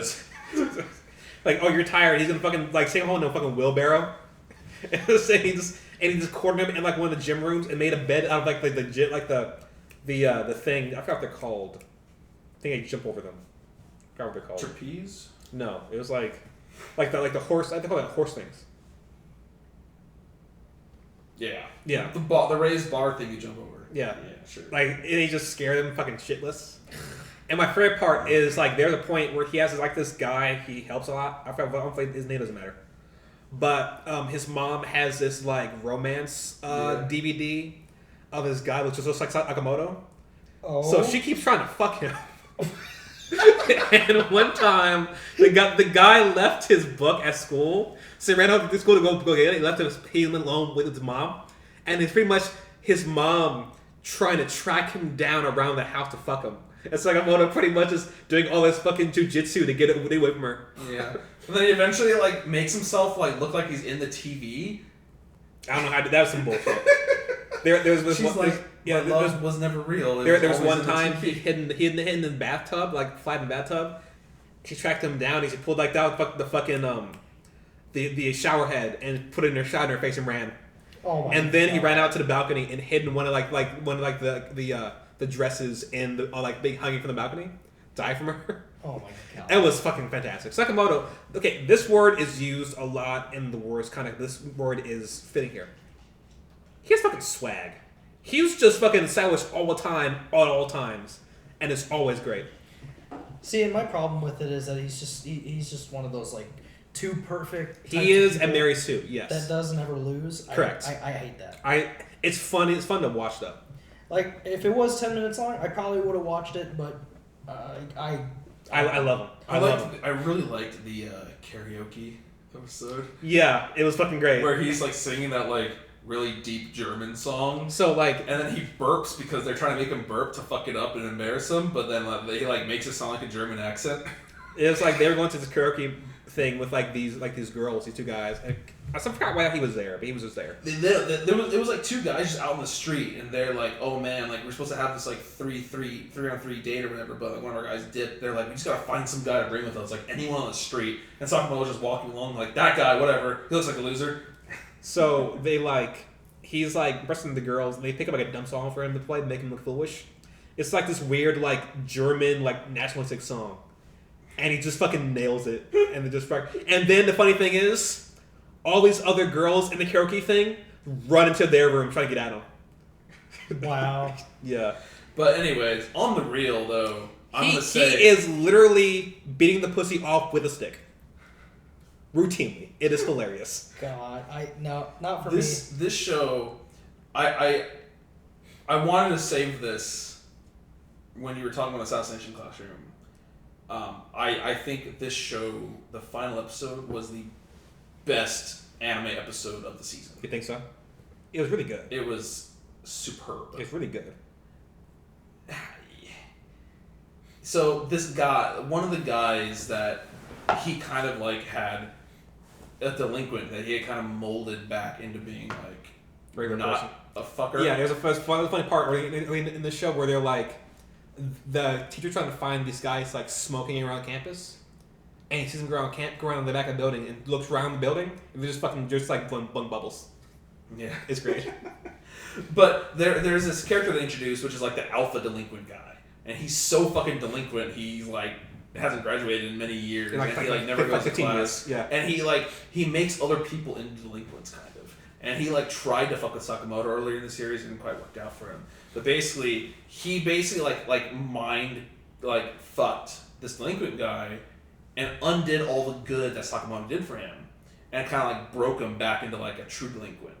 And so Sakamoto, for the graduation ceremony, was going to be like the MC, and he was going to have like the farewell speech as someone like I guess in Japan they do one of the underclassmen do a speech, not the third years that are graduating, but an underclassman. So either the first or second year, whoever the student lead is or is going to be or whatever. Right. And it was Sakamoto.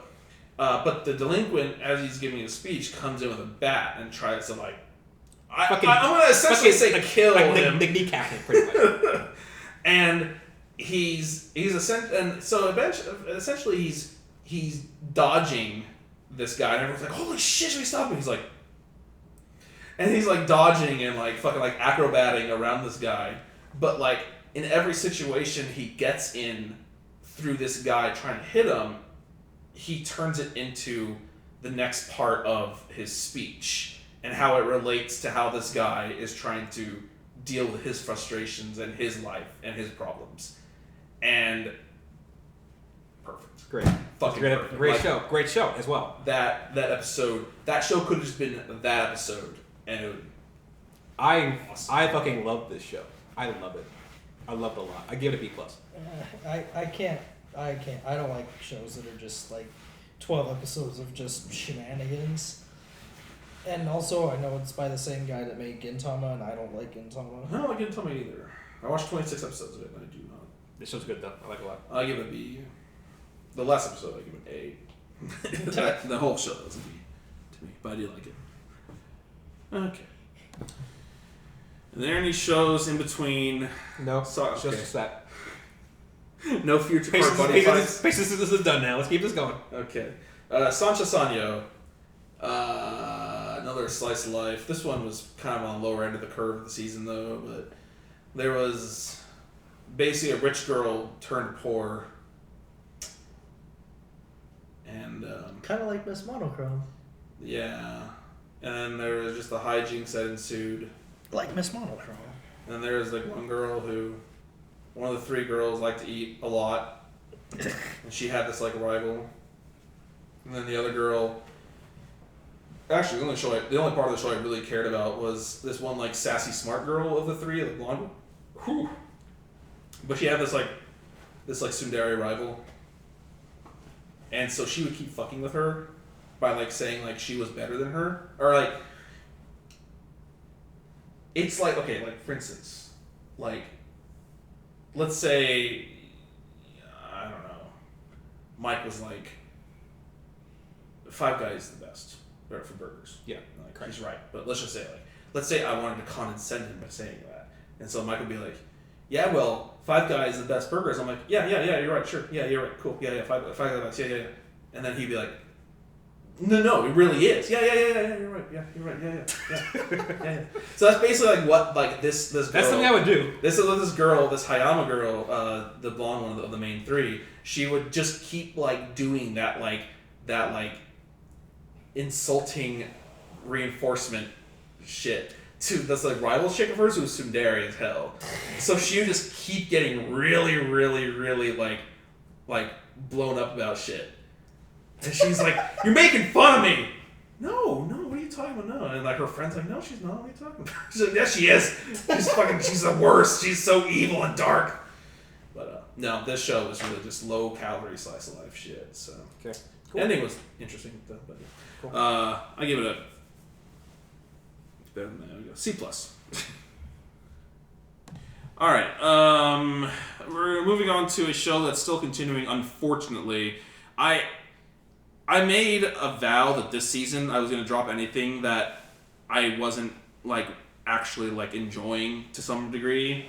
Like what I started doing over a year But ago. the problem is I started watching Twin Exorcists and it's still going, so I can't in good conscience drop it. So I I'm gonna did. stick with it. I mean, I liked how they were trying to. So say no Onmyoji Twin I Exorcists. like they're like, you two are the chosen ones, and you two are gonna fucking make the chosen baby. Right. And they were not about that. And then they steadily are becoming about that. That's the point on the show. And in between that, they fight like demons. Okay, so I told Moses, and I think you were there, the worst episode of anime I have seen in probably over a year. Was in this show. What happened in that episode? All right, so let's see if I can remember how to act this episode out. So basically, yeah, they're together, Yeah. like the guy and girl. They're in this house and they're trying to make babies or whatever. Oh, that episode? But no. I'm gonna get to it, but I'm trying to set the precedent here for anyone who doesn't know what the show's about. Basically, like there was this like calamity at some point, and a bunch of kids died, and the main girl's brother Died. was died, right? Yeah. Okay. And so she's like, I gotta kill all the Kigare. They kill my brother. Right. Everything. You kill my brother, you dirty rat. And- You kill my brother. So there's an episode where where they're talking. They defeated a Kagare, and the main guy, his childhood friendship with the really big breasts. Yeah. That wants to totally marry him and is totally jealous of her. Right. She is the younger sister of some top dog exorcist. So she got trapped in a Magano area. They call it the Magano area. Right. And so they went in there to rescue her, and then the guy, the top dog guy, her brother, shows up, and it's just starts talking to them. So here's this episode. Hey, did you know? Do you know what truly happened 4 years ago? What happened 4 years ago? Why don't you tell them, Rakugo? What's his name? Rakugo? Is his name Rakugo? Yeah. Rakugo. Yeah. Rokuro. Yeah. Okay. No, you can't say it. What is it? 4 years ago, Rokuro was the cause of it all. No! You killed my brother! How fucking could you? Oh my god, I fucking hate you. We're never gonna fuck. Then, who's this guy walking up to us over here? That's Benio's brother. That's the brother I killed 4 years ago. Yeah. Oh my god. No, sorry. I missed a part. Yes, I feel really bad about killing your brother. We were best fucking friends. I regret it so much. I hate myself. I'm so sorry. Fuck everything. Oh my god, I feel awful. Oh my god, is that your brother coming to us? Yeah, it is. Hey, what's up, brother? Hey, your brother, I fucking hate him. I'm gonna kill him. What the fuck? I gotta kill your brother. He's the worst piece of shit in the fucking world. No, what are you talking about? He's the best. He's my brother. No, I'm gonna kill him. And then he tries to kill him. He's like, the truth is, I killed all those kids 4 years ago. No, it's not true. It's true. If that's why I killed him, is because he fucking did it. That's why I fucking did it. So he did it. He's like, no, but brother, you couldn't kill all those kids 4 years ago. Here's how it happened. I tried to sacrifice all of them to make the ultimate Kagare, and your brother stopped me. And you all thought I was dead. I'm gonna kill you now. And literally their fight scene is Rokuro keeps running at him, and he just flicks him back and forth. Great. So he flips him at a wall, and then he runs back at him and flips him back at the wall. That's dumb. And then he's like, now I'm gonna kill everyone. Ha ha ha ha ha ha. And then it's just yeah, that was the worst episode of anime I've seen in The show's not all that though. a very long Sometimes it's okay. Sometimes. Not enough for me to keep watching it, but sometimes it's okay. So that's Eventually they're gonna get together and they're gonna have a baby. Eventually, I'm not sure when, but they're gonna do it. You know how this shit works. What was the relation you mentioned? Something about Raichi and this main dude. He looked like you said. I just saw the main guy looked like Raichi. Oh. With all the crazy hair and the crazy sharp teeth and the stupid. Sharp teeth is a really big thing nowadays. So people have them. Well, either way, it wasn't my cup of tea, so I was like, I'm gonna give this show a C-. Fair. Cool. Alrighty. Matt, what was that? Gay. Okay. Mike, do you like Super Lovers? I like Super Lovers. Was that a past tense thing or past? I like present tense Super Lovers. Gay. That shows a yaoi, and it didn't start that way. Basically, this guy was adopted. I forget why. He was adopted by this other family in Japan. His biological mom is an author who travels the world a lot, so maybe she doesn't want to be a mom. But she adopted this boy from an orphanage who had seen some shit, and he was visiting his mom in Canada. She lives in Canada, and the boy was out in the woods, with wolves and shit, as he used to be apparently when he was younger. So he was like, yeah, I know these dogs. These dogs can be with me too. So basically, he's trying to train this boy to be more like a fucking domestic person, but then a fucking animal. And during that time, they really start bonding and becoming like true siblings. At one point, I think he's sick. He's out. He's no, not like that. He's out and about with the wolves because it's raining, and he's I think he almost Wait, wolves rain? No, shut up. And he says I think he almost falls in the water, almost drowns, but he saves them and he just takes care of them. And he nurses him back to health. And then then he goes back to Japan. And on the way home from the airport, he gets in a car accident with his mom and dad. Adopted mom and dad, and they die. And he's in a coma for a month. And his siblings who were adopted, also his siblings, part of that family, kind of resent him a little bit. But as they get older, they kind of understand it wasn't his fault. But for a while, they resent him. But years passed. I think several years ago, he doesn't have a lot of memory of what happened before the accident until his mom's attorney comes to him and says, "There's this boy who adopted by your mom. You forgot about him. He's coming to live with you now." So he's coming to Japan to live with his brother, more or less. The boy's who's now like a little. He's like I think he's like 13, 14. He's like, yeah. You promised back before you had the accident we were gonna live together. So now I'm here living together. How many episodes does it take until they actually start living together? 4 episodes. Okay. But I thought you were going to explain like the entire plot of like the entire show, and you're going through like the beginning. No, but he there starts living with the older brother, and the other siblings who were with the part of his adopted family were like, "You're taking away our brother. You shouldn't be here. This is our brother." He's like, "No, it's my brother too." No, I meant there's a twin brothers that were part of the adopted family. One is like out of his mind. The other one's like, "Okay, look, fuck you, shut up. I don't know what I'm doing." And one of his mind's like, "That's our brother. Fucking stop, don't. You can't live with him. That's not. You can't do that." So basically, they're living together, and the younger brother starts developing like romantic feelings for the older guy, As is expected. and eventually he moves back to Canada. I forget the reason why, and the older brother moves back there with him to open a cafe because he used to be part of. He worked for Cabaret Club when he was in Japan. Or like a female host cafe, pretty much. So he opened up a cafe, and he goes back to Canada, and he lives together with the younger brother, and it's just like, how sometimes an older brother will dote over his younger sister in a kind of creepy way. Yeah. It's like this, but the younger brother is a younger brother instead. Well. And at one point, it's crazy. At one point, the older brother says, You're my brother," and the younger brother gets mad at him because he didn't want to be seen as a younger brother. Wants to be seen as like Wait, so it's like a one-way romantic thing? It's a mix. It's like the older brother really likes him, and on occasion it's like romantic, and the younger brother is having a hard time coming to terms with that. It's a good scene. It's good. There's part and end of the show where like, so it seems like the older brother is like bisexual. Is the show over? For a time being. Okay. And it's 10 episodes. And one of the workers at the cafe, who's like friends with the older brother, finds one of his porn DVDs. And he was like, I need that back. I'm sorry, I need that back. So he puts it in his computer and leaves it there. He's like, okay, I won't find it here. The older brother's like, hey, I need to use part of the computer for a thing. I need to look up something up. I said, okay, cool.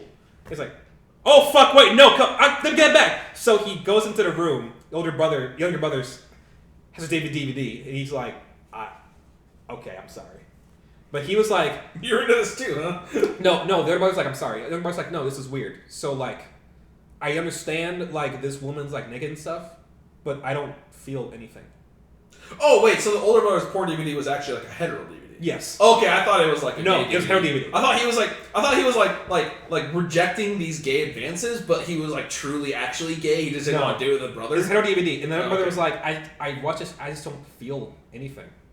And the thing is, like, I watch this, all I can think of is you, and it gets really weird to the point where there's a That's where the music starts. It gets weirder. I'm gonna hear this gets weirder. So the point where like the younger brother is like his body's changing, it's going like through more puberty. He's having these random erections. He's not gonna know how to deal with it. And then in the middle of the night, he has an erection, and he's trying to go to the bathroom and like take a shower, hoping to go away. And the older brother's like, "What are you doing?" "Oh, I see. Well, take care of it and go back to sleep." And he was like, younger brother's like, "How?" And the brother's like, "What do you mean how?" And the things come by like, lived in the mountains, didn't have internet, used it for internet for studying and watching things, didn't watch porn. So it is implied that the older brother jacked him off. It's implied. They don't really say one way or the other. So let's look back, Mike, on our last 4 years of doing anime retrospective casts. I do believe this is the very first yaoi we've ever reviewed. And I've enjoyed it. It's a good show. I believe it is. And if I'm wrong, remind me. the brother kisses him multiple times. He doesn't really accept it until like near the end. And like there's a part where it seemed like they were gonna do it, and they don't. They get like distracted. Wait, hold on. Number 6. Did we cover that, or was that before we Number started? 6 was not Yahweh. It had Yahweh elements. It was not Yahweh. He wanted to fuck the rat guy. But yeah, it had Yahweh elements, but it was not Yahweh. It was not a Yahweh. I guess so. This is a Yahweh, and it's a good one, as it turns out. It's a good story with good characters. The only thing is, hey, the guy's a girl, the guy's not a girl. That's the only thing about it. Right. I'd give it a B. It's a solid, good show. This is the first Yahweh I've ever finished and enjoyed. That's just gonna be a trend now, because I was tricked. But it's a decent show. Cool. All right. I think we have one more. We have Space Patrol Luluko. Fight And for justice. This is a short, but it was still 7 minutes long, and thank God, because It was the out best. Of all, Yeah. Out of all, like, there were a couple, 2 or 3 shows that I wish were shorter, but I wish this one was kind of like longer because, like, Yeah. this is the trigger I want. Right. It's the trigger you want. And so, Luluko's dad ate something he shouldn't have, got frozen, and then got his head cut off, but none of that matters. No. He thinks she broke him. Right, she broke him, but none of that matters. They're like, well, the police, Inferno Cop himself was like, hey, That's Inferno Cop. yeah, I never saw Inferno Cop. I didn't get it. Was Okay, like, yeah. hey, well, you need to be a space patrol because now your dad can't do it. Oh, Yeah. okay, wear this outfit, and then it transforms you into a gun, and they say, fight for justice. And like her body fucking like moves. Yeah. like her fucking hips unhinge and she turns into a fucking gun. Yeah, her body transforms. It's into a it's skin tight fucking suit. And so she's in the classroom, and it's like illegal life form detective. Fight for justice. So like it turns to a gun and it has her shoot the guy. It's like a giant fireball. Yeah. So it's in a fucking classroom. It says fight for justice. And then like some more shit happens. She gets like a dude and like a green chick to work with her. She And then- loves a dude because he's pretty. Yeah. And then the entire town gets abducted. By her the mom. entire town gets abducted by her mom, Who was a space pirate. who's a space wearing life fibers, which is Yeah. the first hint that they were going to be doing some reference. And I then think her mom was like Labuko. Or like Lalako. Like Labuko. Yeah. And then they do what no one expected, but I fucking loved it.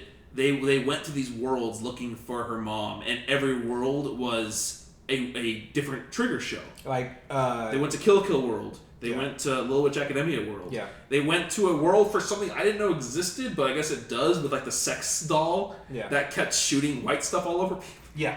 Fucking triggers out of his fucking mind. Yeah. And yeah, so and then they ended up at like the Space Patrol HQ world or Yeah. whatever. And I mean, plot, whatever, doesn't matter. But the funny thing I saw is like she was mad that she was sad that like Nova turned on her, and they were like, "Have you ever asked him about whether he feel about you?" Because Right.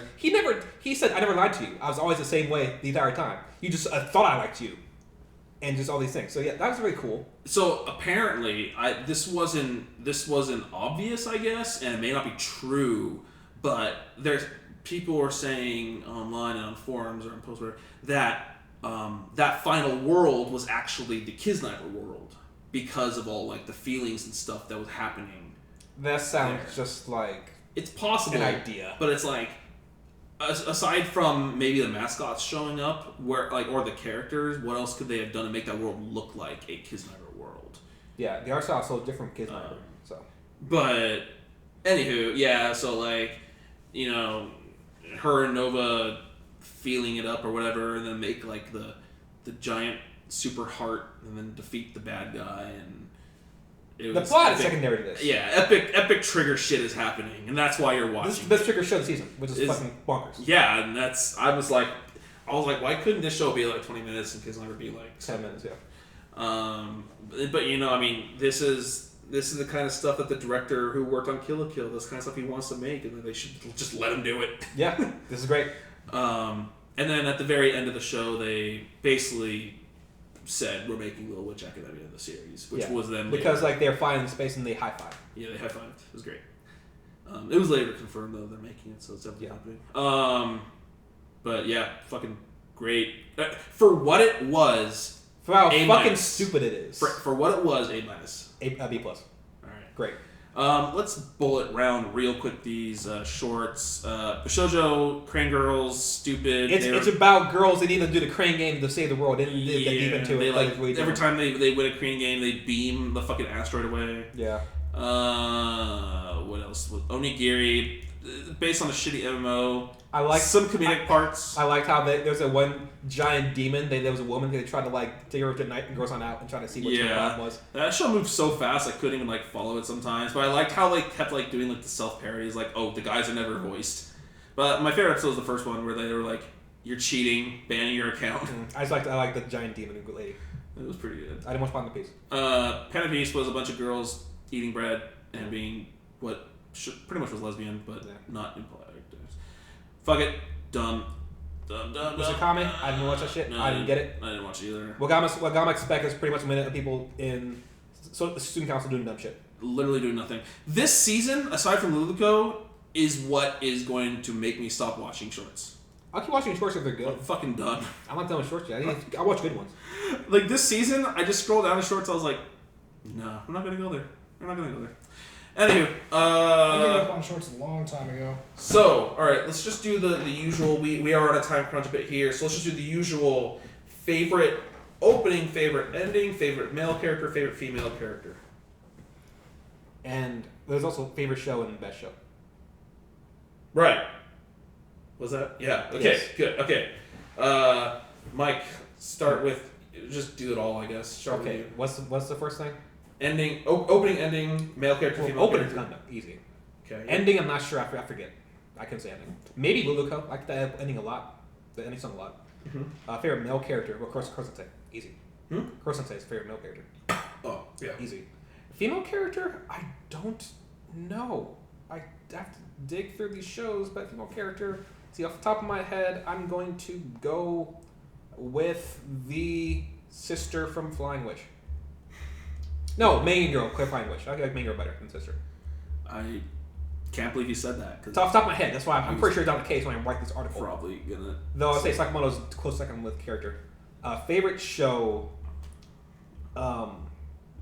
Favorite show, best show, ass class. All right. Matt. Opening Gundam, ending Kabaneri. Oh yeah, that's good. Damn it. Favorite male character, Subaru. Female character,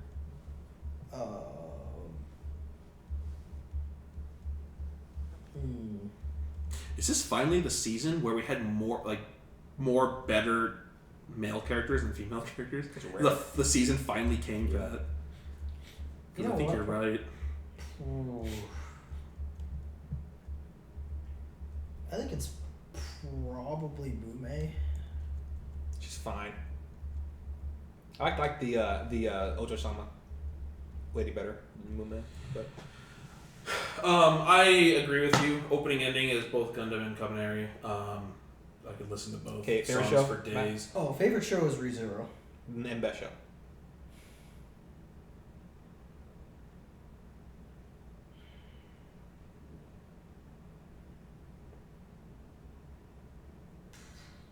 Probably Gundam. Really? Got him. Better than any show this season in Gundam? Wow. Okay. All right. Only because I know what happens. Okay. Yeah, opening ending. Yeah, Gundam, Kabaneri.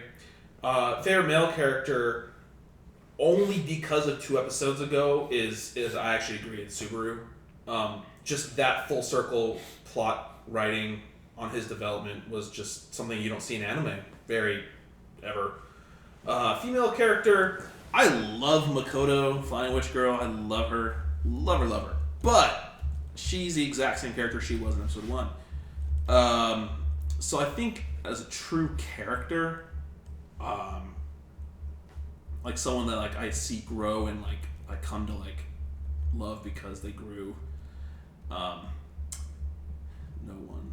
What about Kaya now from that SS class? You know, I keep passing that up because I'm here. Yeah, actually, she's a contender. The other contender actually Well, no, she couldn't fuck last year away. Yeah, you know, it probably is Kyoushitsu because it was all this season, right? Yeah, that was all the development was this season. Yeah. This. It was episode like 12 or 13 when you find out she was like. Also say right? Bitch Sensei is pretty great too. She's pretty good, but it probably was Kyoushitsu because. I think it was actually episode 12 or 13 where she turned out technically. And you said the reason she was in that class and worked like to fucking get revenge for her sister. Yeah. She'd know the whole story. Yeah. I can go with Kyoushitsu as an on the spot. And they tried to like almost try to like say she's pregnant, though she's not. But favorite show flying witch, just I got. I think the best show actually is ReZero. I think the best written show this season. Okay. And then next season, Soma. Nothing else matters. Soma looks great. Soma's the best show of the year already. Again. So, you know. I told you, I was saying some shit to you about this next season that it looks great to me. And then I actually realized something after I said that to you. Is the reason this season looks so good to me is because this season was literally designed for me. Is it?